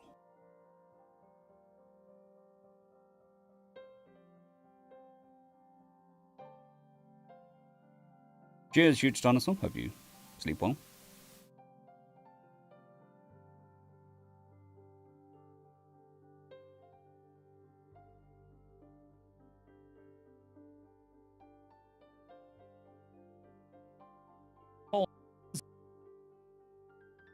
Be as well. So I take it that you'll support this federation they keep talking about. The next step? Vahag tapped the final die depiction on his chest. It showed the wolfish outline of a Millag, and within, the outline of a human. After the war, after the Russians sued for peace, once the humans and our battle packs had taken 13 of their worlds from them, Admiral Shanzu told me that with my enlistment in the Terran Marines, that I was an honorary human, that I had the rights of a citizen of the Terran Federation waiting for me if I wished them. He looked down at his paws and sighed.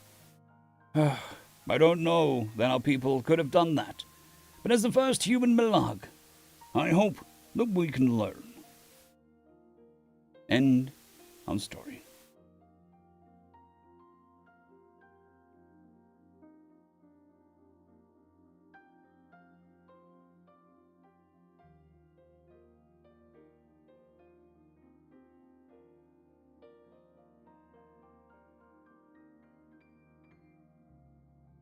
It's enjoyable. Actually, very enjoyable. Not too over the top. Bordering on realistic.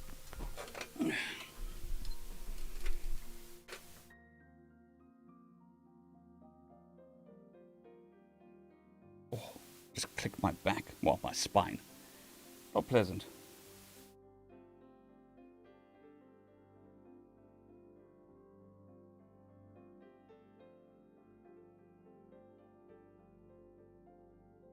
Did I update? Did I update? Don't think I did. No, I did. Okay.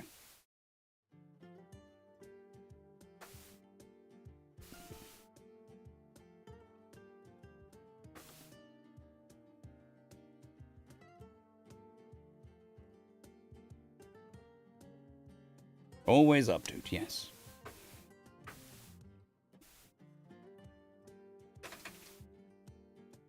It shows the authors that you appreciate what they've done. Yeah, I do. I update every story. So there's the two reasons for it. One, you must. If you enjoy the story, update it. And if I enjoy a story enough to narrate it, it's an automatic update for me. The other thing is, if I come across a story that is updated, I know I've narrated it. I have a list, but sometimes that list is off. So it's just like an extra step to make sure I don't narrate stories I've already narrated. But more importantly, like I said, if it's good enough to narrate, it's good enough to update.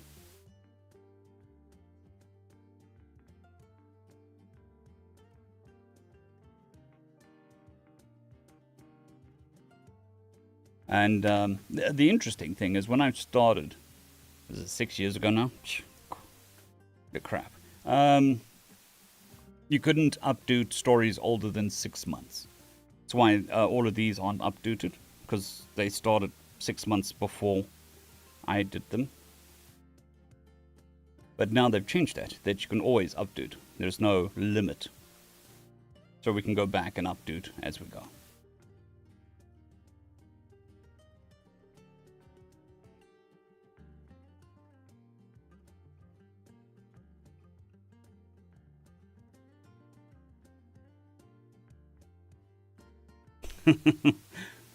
Fair enough. Look, sometimes you gotta enjoy a joke.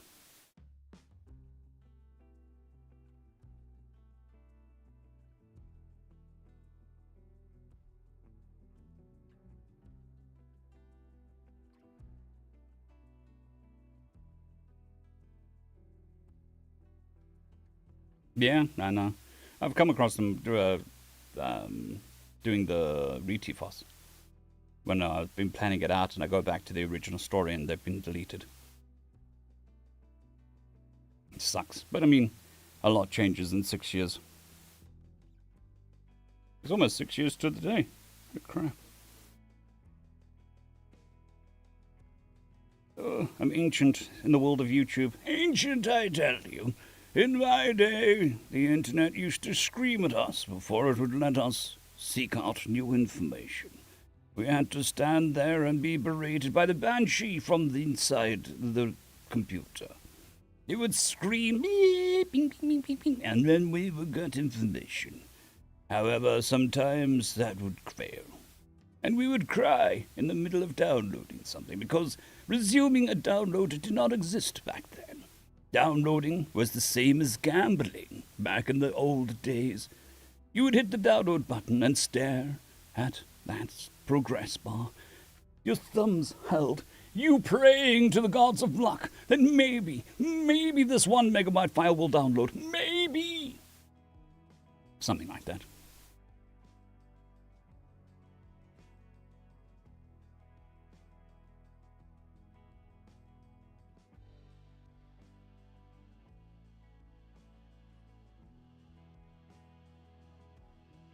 Yeah, I'm praying that nobody picked up the phone, yeah, to break the connection. Not just phoning the house, just picking it up to make a phone call.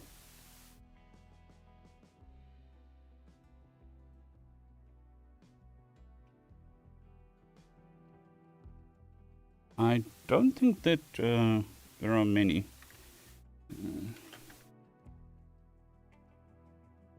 like official stuff.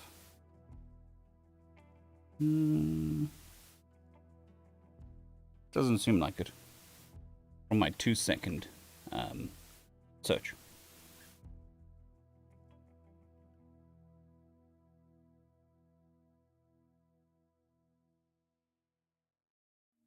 Yeah, very much.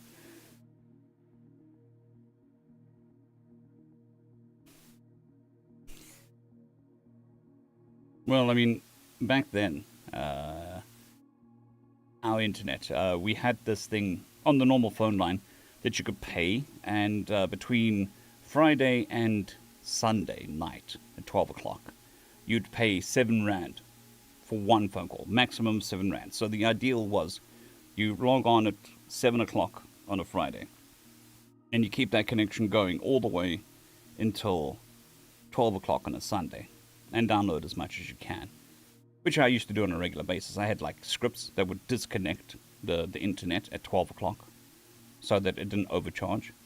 But one day, that script failed, and we had like 12 hours of phone call. It was ridiculous. It was like twice the price. My parents were not happy, to say the least.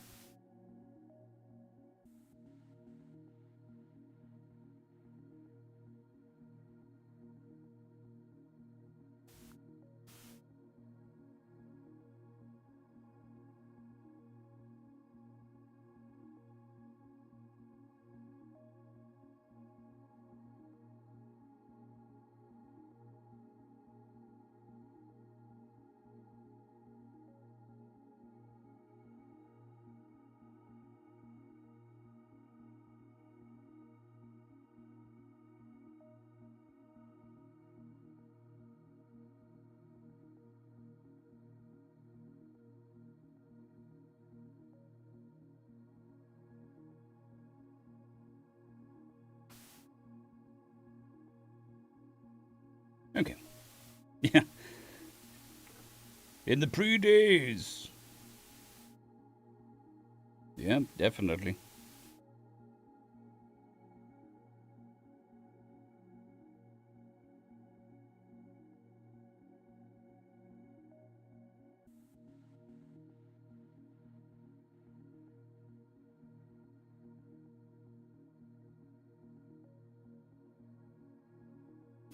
Yeah, I know.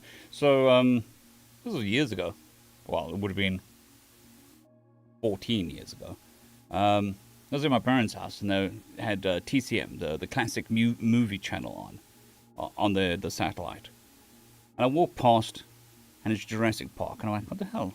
Why is Jurassic Park on the classic movie channel? And then somebody was like, yeah, no, it's 21 years old. I'm like, okay, yes, that sucks. But yeah.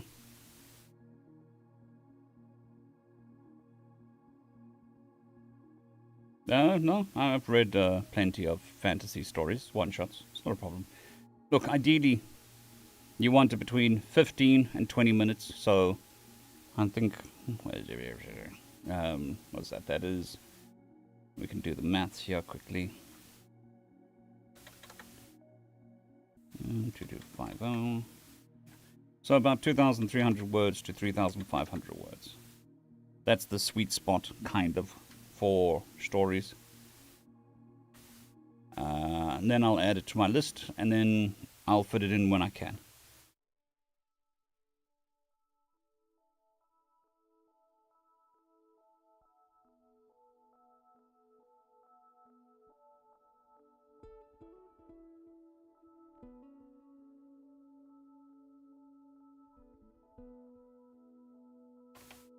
And what are we on? 2762. I think we're just going to do these three. That's these three. Yeah.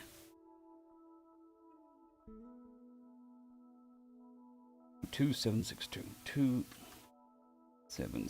dash the one word. Alrighty, on to the next story. Greetings, ladies and gents, and welcome to this latest edition of Tales from Outer Space, where I take stories from across the internet and read them for your entertainment. This particular story is called That One Word, written by Awkward Development.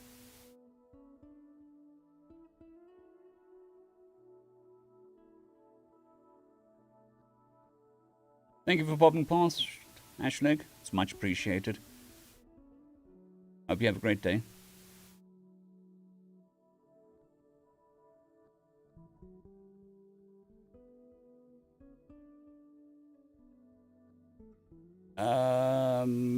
It depends. I try to stay away from fan fiction because it's a grey area. Just because you write a fiction of an existing work doesn't mean that it falls into fair use. So things like Doom I use because I know for a fact they're cool with people making content about their stuff and they're not going to get uppity about it. I'm not sure about Monster World.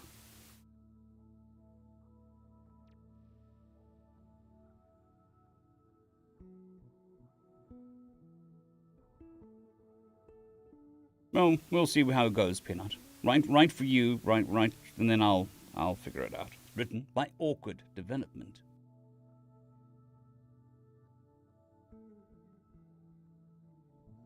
Our universal translators are not perfect, far from it, due to the different thousands of species in our galaxy alone, and the defining culture and tradition within those species. There will be some words that will not be perfectly translated into the universal translators. When usually this happens, the machine will just spit out an equivalent to your language. Another species' homeworld would just be the main nest in insectoids. Guns in one specific vocabulary could just be blasters in another. Humans are the best example for this defect. A lot of their words needed a vast amount of context just to get started in translation. The word of their official coupling, wedding, needed historical context that dates back thousands of years. The word for their afterlife, heaven, is not even accurate based on humanity's best linguists. It is due to this that a lot of their translations are made by humans and explained by humans. Even then, they admit just within their species, some words are causing misunderstandings. At the time, we proposed a massive project in correcting this imperfection by studying the human's vast amount of languages, on how a single species creates thousands of languages and dialects.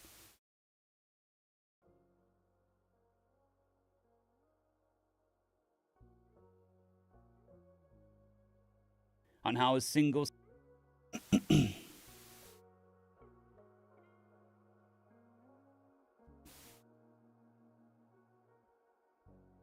there is another fundamental problem with fan fiction. If you're doing a story, fan fiction, on, let's say, Doom, you assume that the audience knows Doom, so you don't have to explain Doom to them. There is a built-in knowledge at the beginning of the story before you explain anything. So if somebody who doesn't know Doom reads the story, it makes no sense to them because they don't know Doom. They don't have that pre-existing knowledge for the story. So that's another problem with that I have with fan fiction, is that built-in knowledge, which is cool if you know the story, but it's not great if you don't. Or fiction, or not for copyright, IP. If you know the IP, you're good. If you don't know the IP, it's very difficult. So there's very few fan fictions that rewrite the IP so that new people can understand it. Because people who know the IP don't want to read about the thing that they know about. If that makes any sense.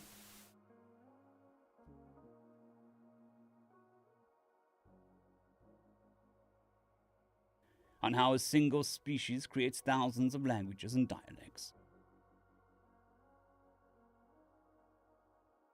The Council of the All Races Alliance considered it a non-essential issue. It has worked for thousands of years. Why fix it when there are already workarounds embedded in the software? This imperfection would be the root cause of the most terrible species cleansing in the Milky Way galaxy. You see, in the Milky Way galaxy, humanity is the biggest export of skilled labor, from doctors to nurses, from engineers to architects. Even some of the brightest scientists in the Alliance are humans. From what I recall, 35% of skilled laborers in the Alliance are humans. This is due to the fact that they have the reproductive capabilities of insectoids, but the minds and intellects of Sekher. But the minds and Cetacean? Cetus, is this an actual word?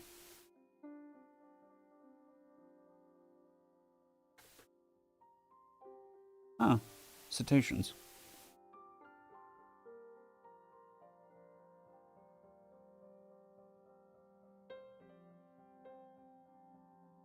Cetacea.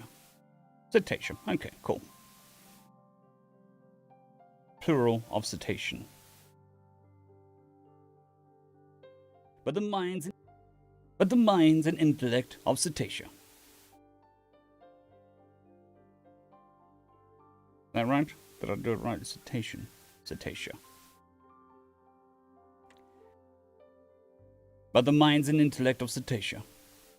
All of this did not escape the barbaric minds of the Drakon Dominion. In their ambition, they would have a vast majority of humans as their slaves, becoming a foundation and support for their eventual conquest of the galaxy. It all started when a small part of the Drakon intelligence caught wind of one untranslatable word from the humans. Whenever humans speak of this one word, they could feel love, pride, dolphins. Dolphins. Reading chat while talking. Mistake number next. Pride. They could, yes, dolphins and the like. Could feel. It's to insect, insectoid, insect, cetacea, cetacean. Whenever humans speak of this word, they would feel love, pride, and value. The Drakons, in their infinite wisdom, sussed out that this word is something of incomparable value to the species of humanity. By their investigations, it wasn't the humans' homeworld, not their technological planet. It's not even the planet where they would send all their sick or wounded. It is something that humans consider more valuable than Earth. As they finished their investigations, they discovered that this word pointed towards a planet deep within humanity's territory. But they were baffled. Compared to the security and guard of their entire armada in the solar system, the planet had little to none. Drakon scans indicate a mere division of retired soldiers and veterans were guarding the planet. When the Drakan of Special Forces captured human soldiers on other planets, they would ask why such precious world was so unguarded. The soldiers would be first confused, and when the captured humans realized what the Drakon were planning, they would become rabid and kill everything within their sight. This is the point where the Drakans should have stopped and reconsidered their actions. No, this only further cemented to the Drakon high authorities that attacking that planet would decimate humanity's morale and surrender to the Drakon supremacy. Deciding that a conventional capture and conquest is not enough, the Drakons decided to send biological viruses into the atmosphere. If that was not enough, they irradiated the planet into oblivion and wanted to prolong the suffering of its planet's inhabitants. When the news hit the Alliance, they condemned the Drakons for their use of illegal weapons and demanded reparations to be paid to the humans. When the Alliance arbitrated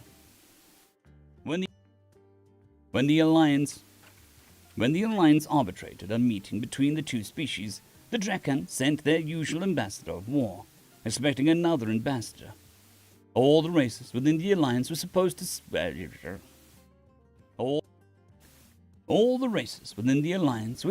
when the humans sent their highest prime minister and 5-star general. What should have been a shouting match and long discussion of the incoming conflict, the Prime Minister of Humanity asked only one question: why? The Drakon ambassador then elucidated and revealed their plans of domination, of killing humanity's morale and immediately demanding surrender. The delegate of humanity was only silent in that declaration. Their general ended the meeting with a low guttural Their general ended the meeting with a low glottal of, "I see." That should have been another clue to the Drakan's mistake. After that meeting, every human within the system of the Alliance suddenly went silent. Not the usual silence that you would expect of a defeated species, no. Something else was brewing. The predator species of the Yatka were seeing humans receiving news said. The predators. Utja. The predator species of Utja, when seeing the human receiving the news, said it was like silence of a dangerous jungle. You would not hear a sound within the jungle, only the sounds of the animals. News was suddenly coming from the despoiled planet that the whole species of humanity is coming to their aid, even though the inhabitants were already beyond saving, even though the diseases already ravaged their bodies, even if the radiation was melting their skins. The rescuers only had a sad smile on their face as they tried and failed to save even one life from the planet. They were handling all the inhabitants as if they were porcelain. From the videos and holograms that were coming from the planet, all the races could see humanity's strongest and staunchest soldiers were weeping silently. Doctors, nurses, and healthcare laborers working 24/7 in trying their best to save lives.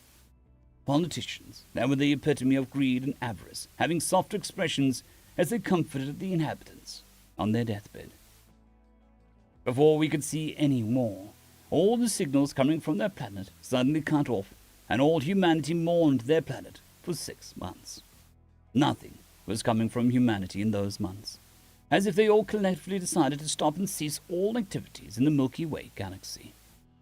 That should have been the last clue for the Drakan. That should have been the last clue for the Drakan to take a hint and have second thoughts of their conquest. Instead, they celebrated, thinking that their plan worked and were only waiting for the humans to surrender. Every month in those 6 months, their ambassador was coming and going to the Alliance to get humanity's formal surrender. But then, humanity's revenge started. The first attack of humanity did not come from their army, their soldiers, nor their armada. It started with civilians, teachers, retirees, nurses, doctors. Every profession but their military arm attacked Drakons en masse. Humans, who were the paragon of kindness and generosity, suddenly showed a ferocity that could scare most powerful predator species. That's not good, Fubits. That could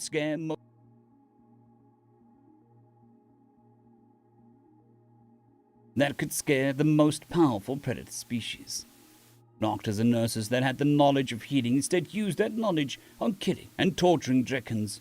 Civilians that had no formal military training were suddenly wielding homemade weapons to attack Drakan with ferocity. They could make a Yuchka take a step back.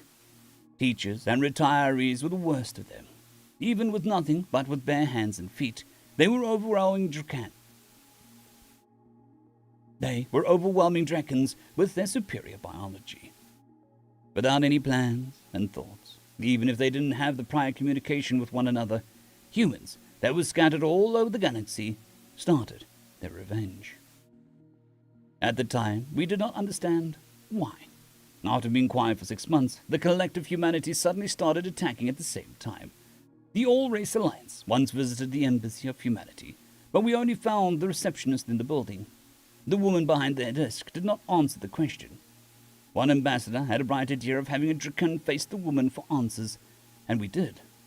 The woman, who greeted us with disguised politeness and grace, suddenly glared at the Drakan with an intense and extreme hatred. It's as if the woman could barely wait to rip the would-be conqueror into pieces with her bare hands and teeth. The human female had to be subdued with 2 tetramids, and even when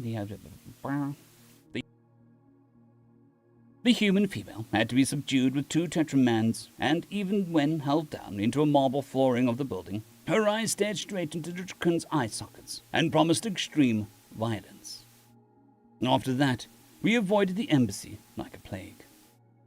6 months after the civilians first started their revenge, humanity's armed forces finally arrived. By then, every embassy, every hospital, every building the Drakons owns, even remotely and adjacent. By then, every embassy, every hospital, every building that the Drakons owned, even remotely.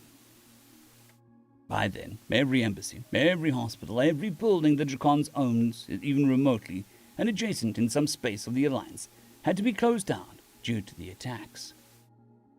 Before humanity's armed forces started their revenge, one of the human leaders suddenly asked us if they were not minors, underage, or remotely resembling a human child equivalent in the Drakan race. As a quirk of their biology, Drakons were bred and birthed fully grown. It was something they decided to do when the Drakan species decided on their ambitions and conquest with their advanced sciences. Fully mollified, the humans nodded and went back into radio silence. Humanity's armed forces did not show the rage that the civilians had. No, it was something far worse. With their cold anger, they calculated and coordinated into slowly killing the Drakan race. They first started on the borders of the Drakan Dominion, and from all sides the border shrank, and shrank, and shrank. Humanity showed their vengeance in a slow but methodical manner, until the Drakons only had their homeworld left. The Drakons wanted to surrender many times, when their borders first got conquered, when they lost solar systems left and right. Up until they only had their homeworld, they tried to surrender at least 20 times before they got the message that would not get any mercy.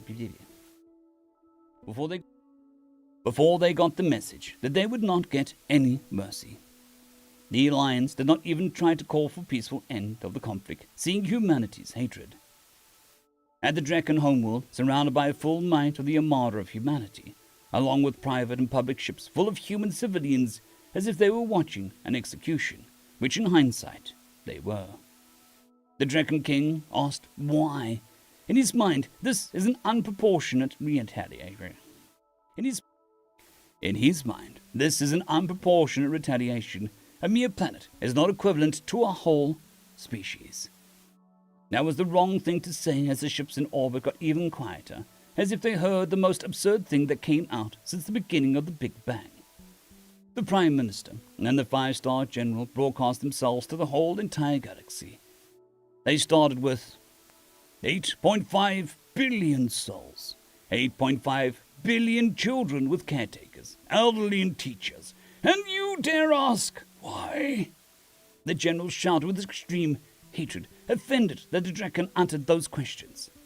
The Prime Minister then showed videos of the destroyed planet, showing the collective effort in trying to salvage and attempt to save even one soul on the planet. All those children that you have butchered, tortured, and needlessly prolonged their suffering. Only 9,723 survived, and there is only the slimmest of margins that they would even get a normal life. The human took a deep breath, trying to control her own hatred, but failing to do so. You have the gall to say what that was. You have the gall to say that was a mere planet. That planet was our future, our lost cradle, our soul, our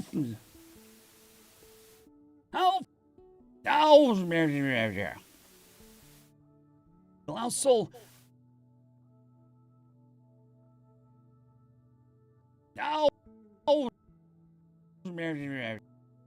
I need to add some effect in here.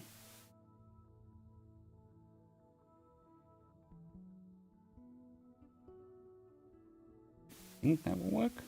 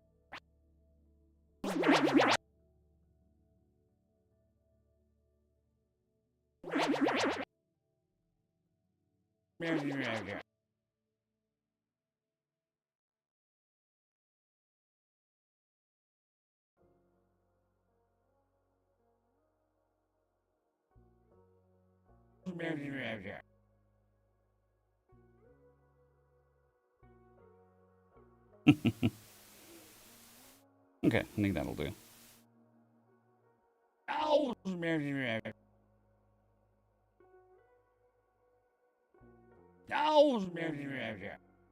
Nah, that'll work.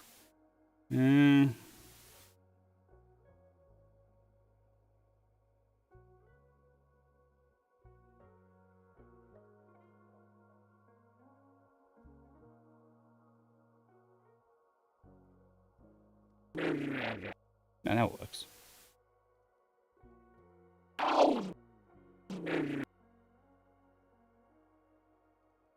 Soul.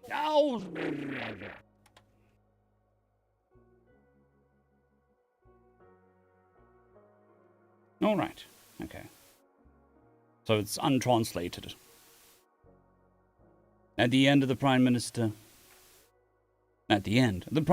said the word that triggered the whole conflict. The Dragon King asked what the word meant. It was so precious to their species. The general only scoffed and said, "You have no right to know what that word means. Even if we tried to explain it to you, you would not understand." After that, the whole of humanity started bombarding the Draken homeworld, from the crust to the mantle, and to the core. They did not stop until the rock was only debris and dust. A full 5 years have passed since then. Every year, humanity mourned in what they would call the Day of Sorrow and Grieving. They did not celebrate their victory against the Draken, only remembering the deaths of the destroyed planet.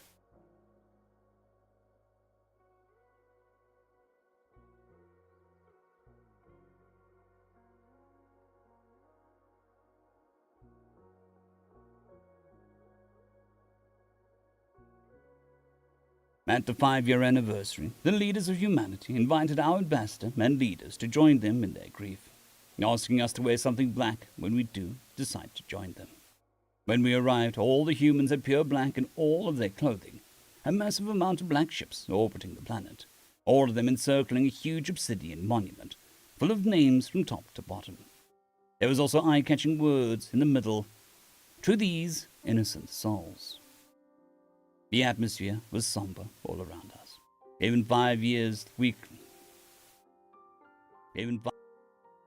after 5 years, we could hear crying and weeping as if it just happened yesterday. One of our braver ambassadors asked what the word even means. The Prime Minister and General inputted the historical context and translation of the word. After processing for 5 minutes, the universal translator spit out, "Kindergarten." End of story.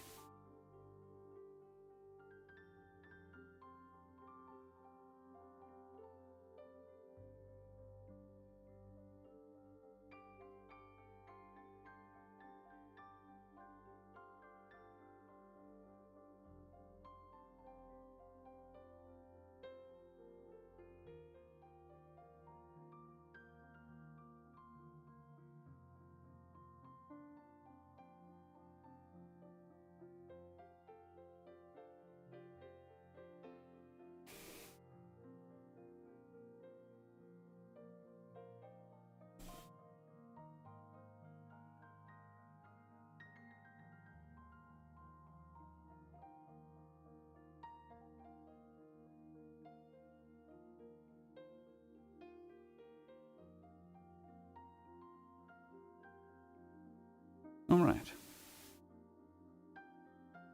This is also a standalone story in the universe.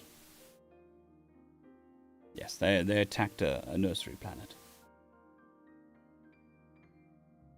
Definitely, Lord Volpex, definitely.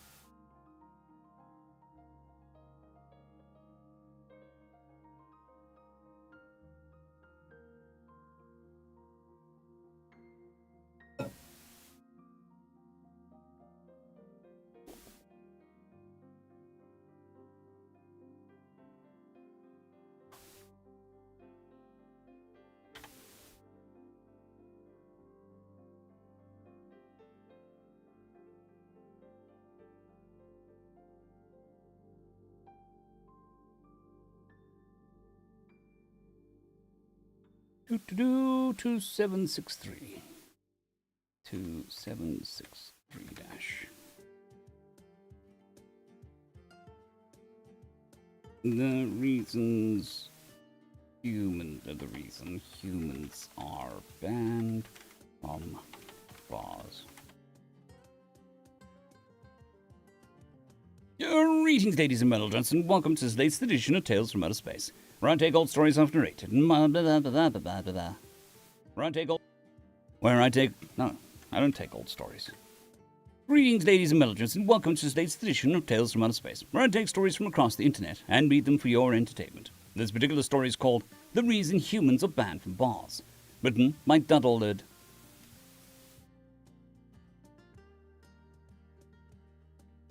Duddler Ed. Or Duddle Red.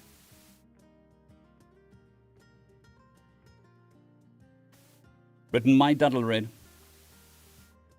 Hope we came to I hope we made the right decision. Senior Agitator. Adjudicator.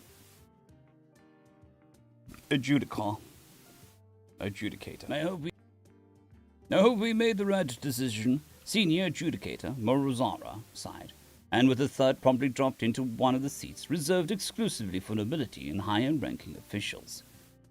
Only time will tell, she concluded in a whisper that was seemingly drowned out, even in the quiet lounge. She had just dropped herself into a chair with somewhat defeated thud, a sigh escaping her lips. Her data pad clattered onto the table. Its screen glowed, casting eerie shadows across her face.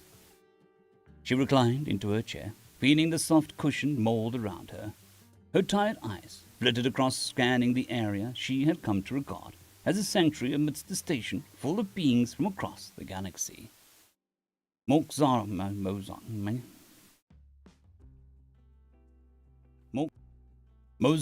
was one of the very few species that were able to ingest alcoholic beverages without facing immediate medical consequences. Most beings across the galaxy, with their varying biologies, did not react well to ethanol.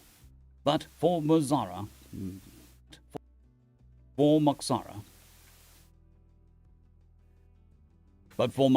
a well-aged cocktail was a small, heavenly pleasure that she regularly indulged in. A holographic display popped up as she swiped her fingers through the air, holding up a virtual menu and selecting her preferred drink.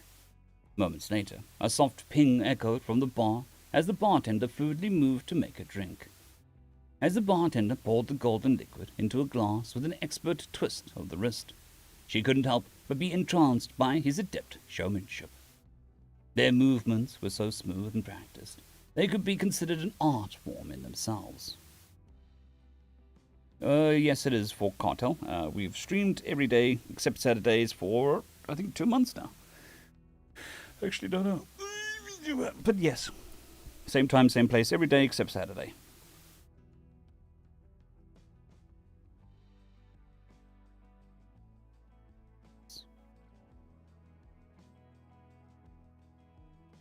In themselves. He wasn't a robot, but one of her kind. Another Tauri, and a male one at that. Seeing another one of her kind wasn't all that special, but encountering a male that would lower themselves to work as a bartender was a rare sight on this intergalactic station. And she had to admit, he was quite attractive. His dark hair was cropped short, his strong jawline enhanced by a faint layer of stubble, and his eyes were an intense shade of green that seemed to hold an enigmatic glint. After a final swirl of the cocktail, he slid the drink onto a small translucent serving pot and flashed the adjudicator a flirtatious smile. Moxara found her cheeks flushing red before mirroring his grin, and a small pot hovered in her direction. Once Moxara received her drink, she decided it would be improper for her to stare too long and turned towards her newly acquired cocktail. Suddenly, her worries about the human seemed to melt away as the adjudicator savored the sharp, citrusy aroma of the drink before taking her first sip. A sense of warmth flooded her, as a strong spirit burned a delightful pause down her throat. Even in this strange, far-flung corner of the galaxy, it was the familiar taste of home. Moxara sighed contentedly as her tail whipped and lashed around. What was it that humans like to say? Right. Whatever. I'm sure they won't be that disruptive to the Empire. She suddenly was cut off by barks of laughter as the doors to the lounge slid open. God, I didn't think that I'd get to... God, I didn't think that we'd ever get off the damn ship. Yeah, but our deployment was extended again. Fucking Sam jinxed it. Feck you, Lewis. All you do is bitch. Somewhat recognizing the vocals, Moxara snapped her head towards the intruders and saw the very same human marines that were stationed at a ship where...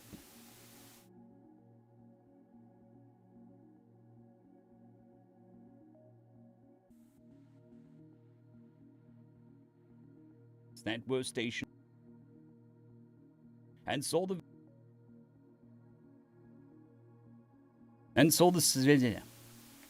very same human marines that were stationed on a ship were walking into the bar en masse. As soon as Moxara laid eyes on the cluster of human marines, she couldn't help but tense up as anxiety gripped her once again. The entrance of the group, their boisterous laughter echoing around the lounge, felt like another one of their coordinated and violent assaults in her quiet sanctuary. Moxara whirled herself to blend into the backdrop, an attempt to maintain her invisibility amongst the rowdy crowd. Her hopes sank as a few pointed in her direction. However, the humans seemed largely indifferent to her presence. She was expecting a salute, or at least a formal nod given her rank, but instead the men and women flooding in seemed only to give her a passing glance or a momentary stare. The adjudicator felt more like a curious object in a museum display than a senior officer that she was. Her brow furrowed in confusion as she looked around the lounge. Caught in the tide of their chaotic energy, Moxara was uncertain whether to feel relieved at their lack of recognition or annoyed at their casual disrespect. The contradiction tugged at her, a conundrum that she hadn't expected to face. Leaning back in her chair, the adjudicator's slender fingers tapped rhythmically against her glass as she mulled over this new experience. Amongst her own kind, her position commanded respect and a certain degree of deference. But here, in the face of these humans, all her status seemed to count for very little. However, the door to the lounge slid open once again to show another and even larger group of humans sauntering in. These new arrivals, however, were different. These new arrivals, however, wore different uniforms from the ones on Moxara's ship. Their attire was equally regimented, sporting various emblems and badges that were completely foreign to the adjudicator's eyes. Lovely, the jarheads have arrived, one of the new arrivals muttered, rolling their eyes as they surveyed the boisterous marines. There was a tangible tension in the air as the new humans joined the crowd, almost as if an invisible line divided the two groups. Despite their uniforms signifying that they were part of the same species and armed forces, they appeared to operate on completely different wavelengths. They were both equally loud, boisterous, and prone to hearty laughter. But there was a tangible difference between the two. The Marines' rowdiness was rough and tumble, akin to a pack of wild beasts, while the newcomer expressed a sharp, sarcastic humor that seemed to both entertain and antagonize their Marine counterparts. In response to the cheeky barb, a Marine Moxara recognized as Hannah retorted with a casual flick of her hand, "Great, it's the fecking squids. Your mother should have swallowed." Her dismissal sent a ripple of laughter through the nearby Marines, while the newcomers smirked, setting the stage for the night. The newcomer just mockingly pouted, nodding his head up and down as his drink floated down in front. As his drink floated down in front of him. Okay, I see you, he conceded, holding up his beverage and toast. The icy liquid in the glass glinted under the lounge's dim lights as he lifted it for a toast. "To mothers everywhere, especially yours. I schlonged her all night." To mothers everywhere, especially yours. I dicked her all night. Watching the unfamiliar humans howl with laughter, throwing back their heads as they drank their beverages like water, Moxara's eyes squinted in thought. The atmosphere was beginning to resemble that of a rowdy squabble between children than a sophisticated cocktail lounge that she'd come to love. She then turned her attention back to the newcomers, trying to jog her memory. Their uniforms were unlike the typical camouflage battle dress worn by her ship's human marines. Instead, these individuals were donned in uniforms of solid color, a darker but solid white that commanded a certain level of respect and authority. The fabric of the uniform itself had a certain luster under the dimmed lounge lights, hinting at its resilience and functionality. The jumpsuits were well fitted but loosely hung, making it a lot more comfortable for a wearer. However, her question would be soon answered as another human she recognized bent over the bar to get a better look at the person he was about to insult.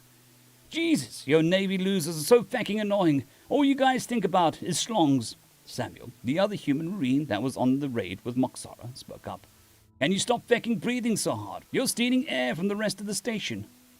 This time, the raucous laughter was joined by a chorus of cheers, encouraging the verbal jousting. Moxara could only watch, fascinated and somewhat alarmed, as this entirely new facet of human interaction unfolded before her. As she paused for breath, she quickly chimed in. "First off, I'm genuinely astonished. First off, I'm genuinely astonished. I know saying those many words could be taxing on your marine. First off, I'm genuinely astonished. I know saying those many words could be taxing to a marine as opposed to just saying one noise. Raw!" A voice from the back of the group of sailors echoed her sentiment, igniting another burst of laughter across the lounge. Before Samuel could offer his comeback, the sailor woman raised her hand, silencing him. "But I think the most baffling thing is that we all found out two of you are capable of speaking coherent sentences," the woman said, passing the bottle to the sailor that was currently snickering right next to Hannah. Taking a swig from the bottle, the sailor smirked at the Marines. "Honestly, if you guys spent more time on operational planning and less time snacking on crayons, you might not be so dependent on the Navy. Imagine that, Marines running their own branch." Moxara stared wide-eyed at the scene, unable to make heads or tails of any of it. Usually insults like those would end in blows, but Samuel just laughed and walked over to shake the sailor's hand. To the adjudicator's surprise, Samuel's grin remained intact as he strode confidently over to the sailor and extended his hand. The other man took it, a smirk playing on his lips as he met Samuel's grip. For a moment, it seemed as though the situation had been diffused. Oof! However, no sooner had they clasped hands than Samuel's free hand moved in a swift arc, delivering a sharp blow to the sailor's abdomen. The impact made a soft but audible thud, echoing in the sudden hush of the lounge. The sailor crumpled slightly, a pained grunt escaping him. The lounge was no longer a place of tranquility. In mere moments it had transformed into a raucous battlefield. The air was thick with flying bottles, stools used for makeshift weapons, and a relentless volley of shouts and jeers. All sense and order of decorum seemed to have been swept aside by the sudden and chaotic storm of human brawling. Even the well-stocked bar wasn't spared from the madness. Bottles of aged spirits and exotic alien beverages were used as artillery, their once precious contents spilled and forgotten on the floor. Stools that once served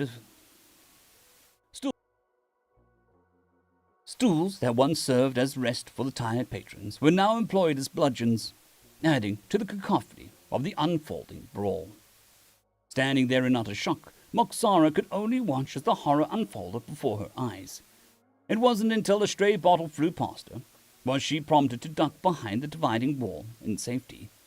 As she hunkered down, her eyes met those of the bartender and fellow Tauri, who had magically appeared to her side of the lounge to take cover.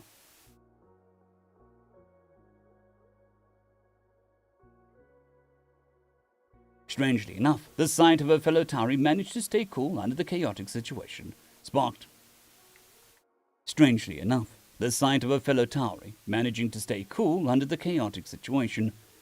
a sense of pride in her chest.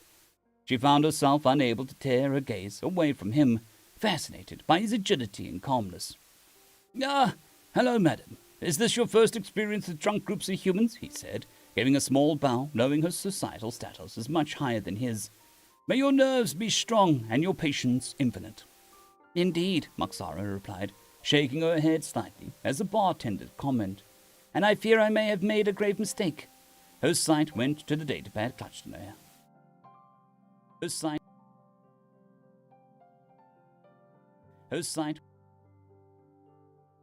sight went to the datapad clutched in her hand. On the device held her already sent recommendation for these humans to have a contingent on as many Tauri Imperial ships as possible. A grave mistake, the adjudicator murmured with shaking eyes. End of story.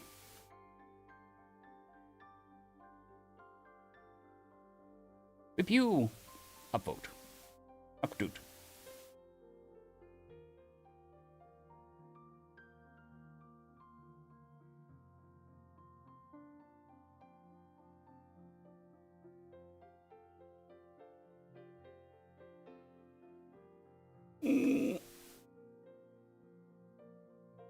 Yep. I only take Saturdays off, so 6 days a week. Unless there's, a countrywide power failure or whatever.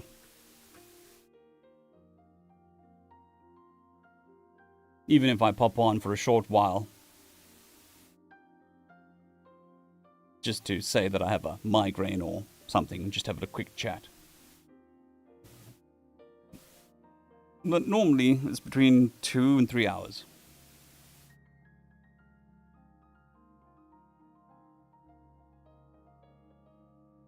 Alright, while this processes... Oh, it is processed. Okay. Never mind. It's done. Okay, the next... There's 2 stories in 1 video.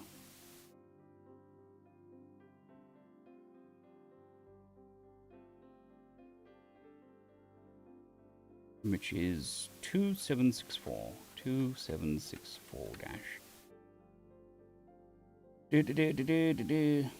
1. Dash the reason.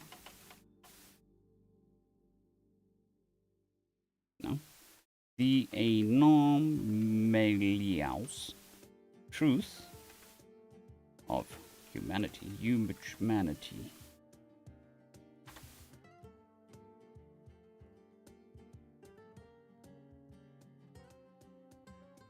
Greetings, ladies and gentlemen. Welcome to this latest narration of the web series. Nope, that's not right.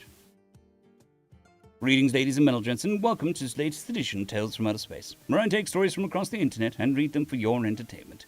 This particular story is called The Anomalous Truth of Humanity, written by Shade Skira. In the great hall of the Galactic Assembly, where starlight filtered through the crystalline walls, and the whispers of 1,000 worlds wove the symphony of diplomacy, the arrival of humanity had been an anomaly. No guardian entity had introduced them, no divine patron spoke for them, and yet they came, scarred, resilient, and offering friendship with hands forged in both creation and destruction. For centuries the Assembly had observed humanity with fascination. Earth, their home, was a death world by every metric. Tectonic upheavals, volatile weather, predators that stalked with deadly efficiency.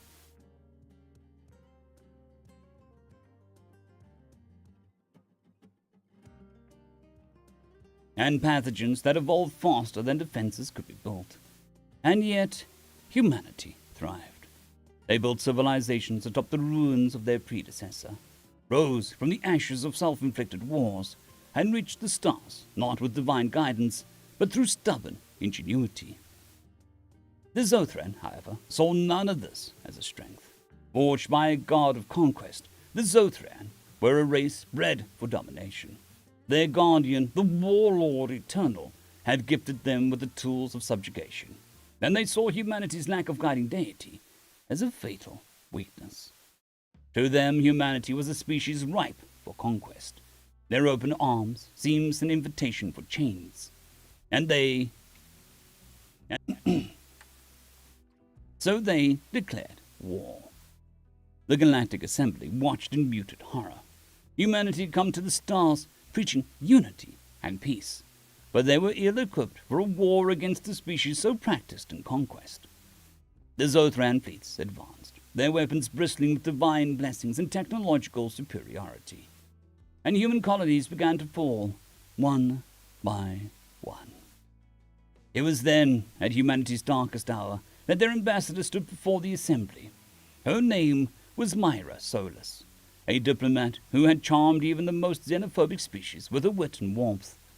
But today, her face was pale, her voice steel-edged as she addressed the gathered delegates. We have asked for peace, we have pleaded for reason, and now we call upon our oldest opponent. A ripple of confusion swept through the assembly. Opponent? Humanity had no guardian.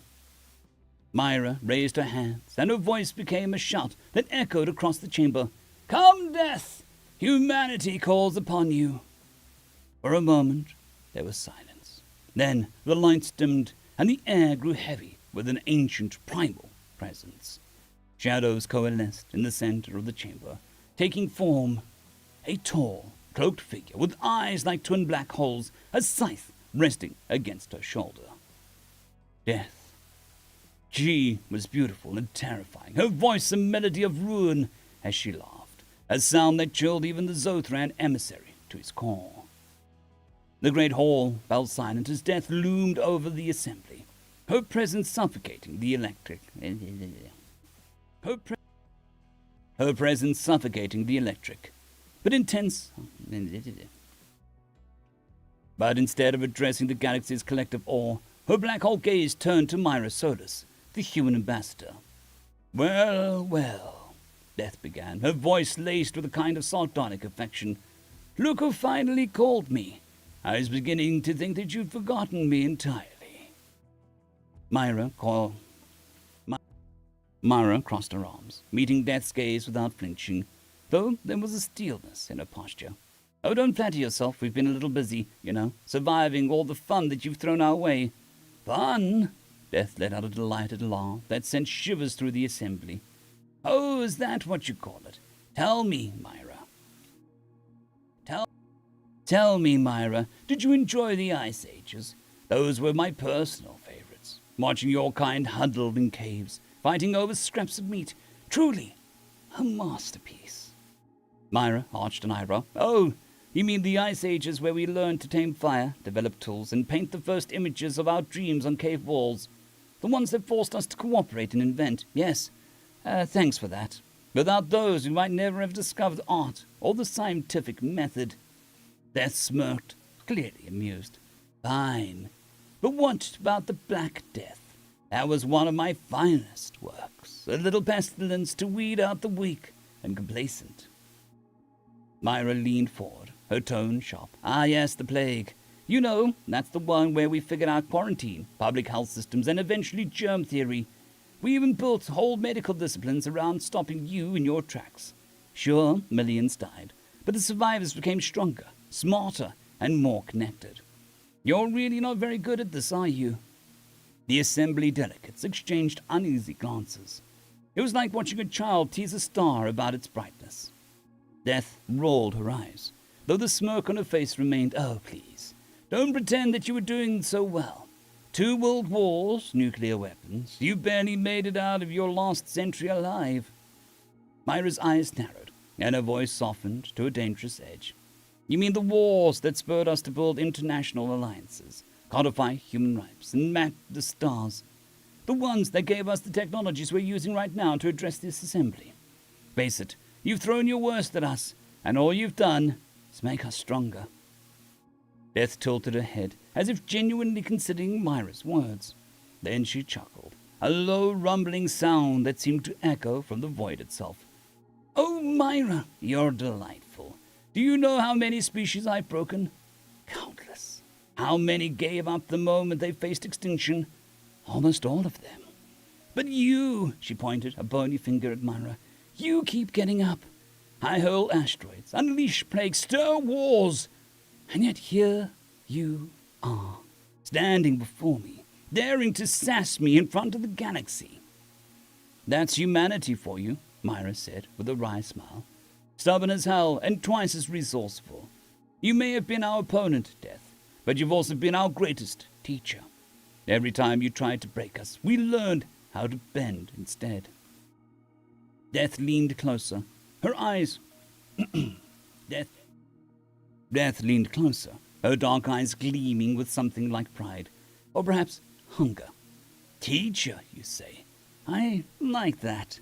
But let's not forget, my dear, that you've never truly beaten me. Every one of your kind will meet me eventually. No one escapes. Myra smiled, then faltered. True, but you've never beaten all of us at once, have you? And now, when someone else thinks they can finish what you started, you're the first to stand beside us. Death straightened, her cloak billowing, as though caught in an invisible storm. Oh, make no mistake, Myra. I'm not doing this out of charity.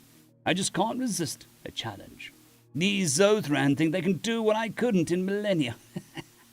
It's laughable. Myra shrugged. We're used to it. A lot of people underestimate us. They think peace is weakness. But you know better, don't you? You've seen us at our worst. And our best. For a moment, Death seemed to soften, her voice carrying a rare note of fondness. Indeed, I have. And as much as you frustrate me, I'll admit this. I wouldn't have it any other way. The Zothran emissary, who had been frozen in shock, finally found his voice, trembling as he spoke. This is madness. You claim to be their enemy, and yet you call them your children. Death turned to him, her groan sharpening into something terrifying. Madness? No, little Zothran. This is humanity, and if you truly believe that you can destroy them, you're welcome to try.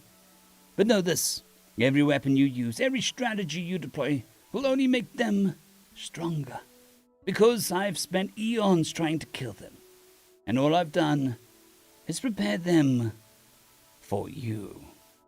Myra's voice rang out, steady and confident.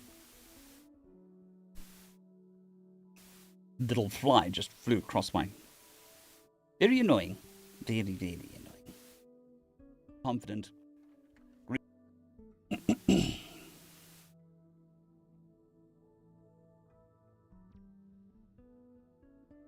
The Zothran wanted war. Now they have it. And as always, humanity will rise, adapt, and overcome. Because death is our oldest adversary, and our oldest ally. Death laughed again, a sound like the tolling of 1,000 bells. Well said, Myra. Now let's see what your galaxy's newest challenges have to offer. I could use some entertainment. And with that, Death's shadow loomed over the assembly, a silent reminder that while she may have been humanity's greatest foe, she was also their greatest testament to survival.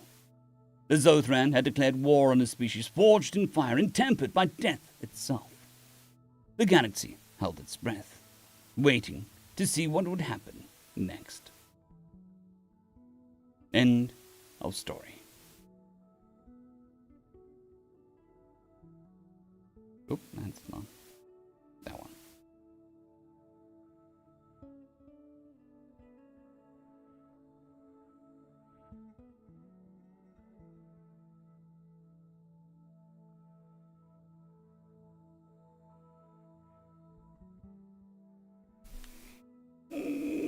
Big stretch. Big stretch. Ugh.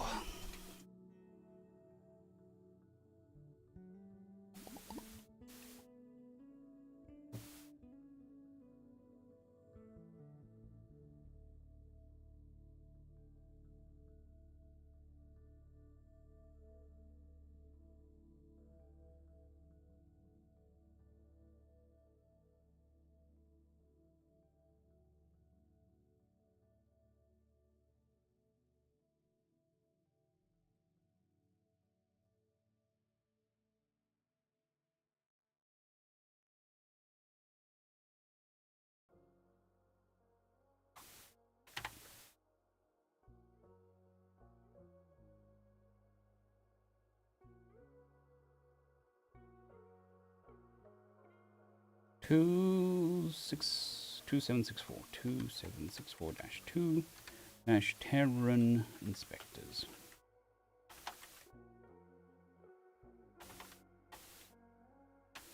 Ready. On to the next one.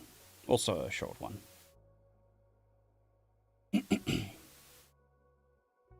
Story number 2. Terran Inspectors, written by Average Cake Enjoyer.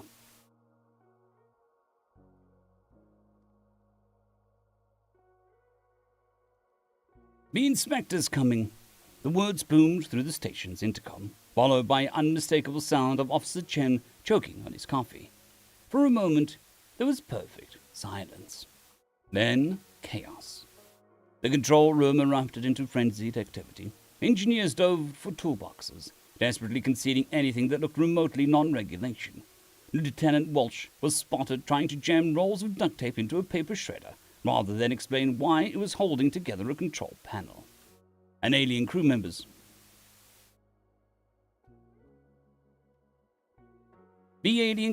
froze in place, blindsided by the sudden panic in their human co-workers. "Sir, what's happened?" one of the aliens began to ask, but was cut off by Captain Rodriguez, who shot out his chair and bolted past him. "Hide the duct tape, all of it!" Captain Rodriguez bellowed, already sprinting down the corridor. "And someone get rid of the WD-40. In Maintenance Bay 1, Chief Martinez stared in absolute horror as the 10-foot stack of cargo crates they'd been using as an impromptu ladder.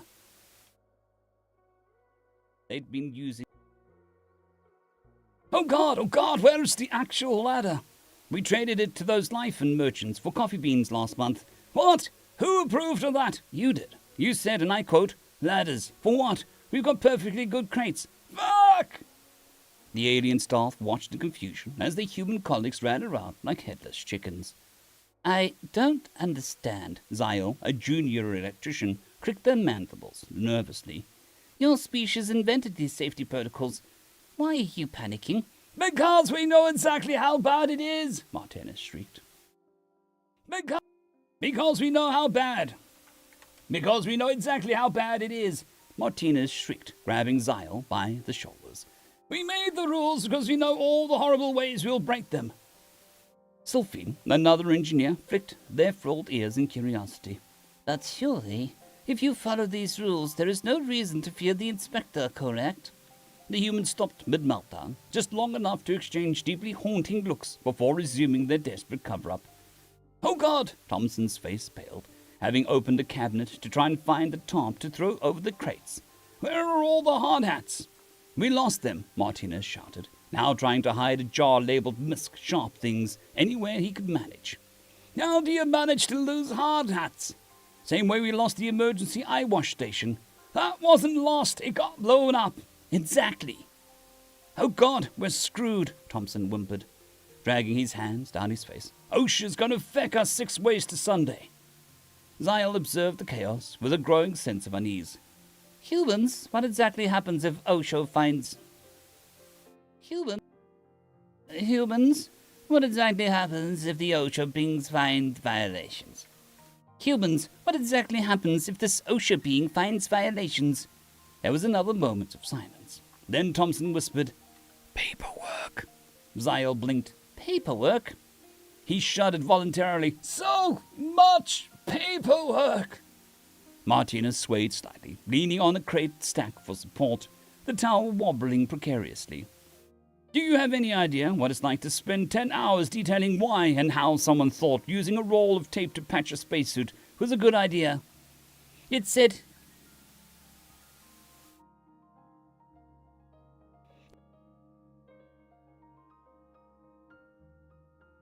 said it was pressure sealing. "A mountain of paperwork, Tommy! A mountain!"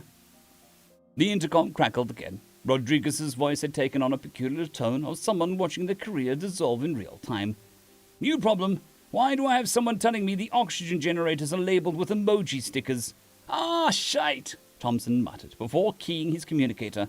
"The original labels kept peeling off." Sylphine and Zero shared a horrific look as they watched this conversation. As they watched this conversation happen. "Hear me out. It makes sense. Skull emoji means deadly, fire emoji means flammable, pizza emoji means... Why is there a pizza emoji on the oxygen system?" "Because that's where we've been storing the pizza. The fridge is full, and the coolant keeps it fresh." Rodriguez let out a strangled noise somewhere between a sob and a scream, the sound cutting off as the intercom went silent again. Sylphine took a cautious step back. So, to be clear, you fear not the enforcement of these regulations, but rather the paperwork that follows. Yes, both. I don't know. Wouldn't it be more productive if you just, followed these regulations? What? Thompson looked at Zyle as if they had just grown another head. No! Are you crazy? Are you? They're there for your safety, aren't they? The intercom crackled to life again, interrupting Sylphine mid-sentence. Inspector's here, Rodriguez whispered, his voice deadly quiet. What? Martinez's eyes went wide as he shouted through the communicator. Delay them or we're screwed. Silence. Hello, Rodriguez. The bulkhead doors hissed open, and a single figure stepped inside. Inspector Eleanor Graves was a small, unassuming woman in a crisp uniform, a tablet tucked neatly under one arm. She adjusted her glasses and took a slow, measured look around the control room. Rodriguez was still bent over a microphone, screaming into it. Walsh, hunched by the paper shredder,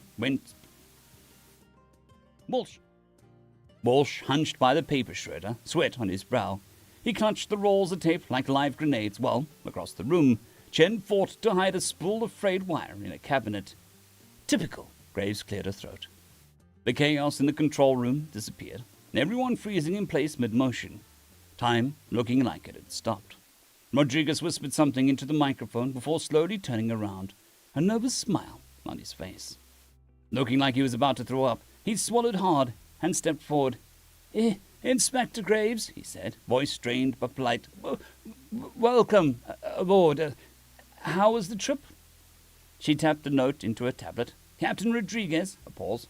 What's this I heard about pizza sticker on an oxygen generator? Rodriguez opened his mouth and closed it just as fast, the excuse he'd prepared dying on his lips. The fear got to Walsh first. The fridge was full. The silence that followed was deafening. Graves let out a long, slow sigh and scrolled down her tablet. You do realize this inspection will involve the full safety audit? Rodriguez flinched. Walsh whimpered. Chen made a tiny strangled noise. An alien crew member groaned loudly in the back. Not again! Graves observed them all, expression unreadable. Then, in a voice that promised nothing but bureaucratic suffering, she said, Let's begin, shall we? End of story.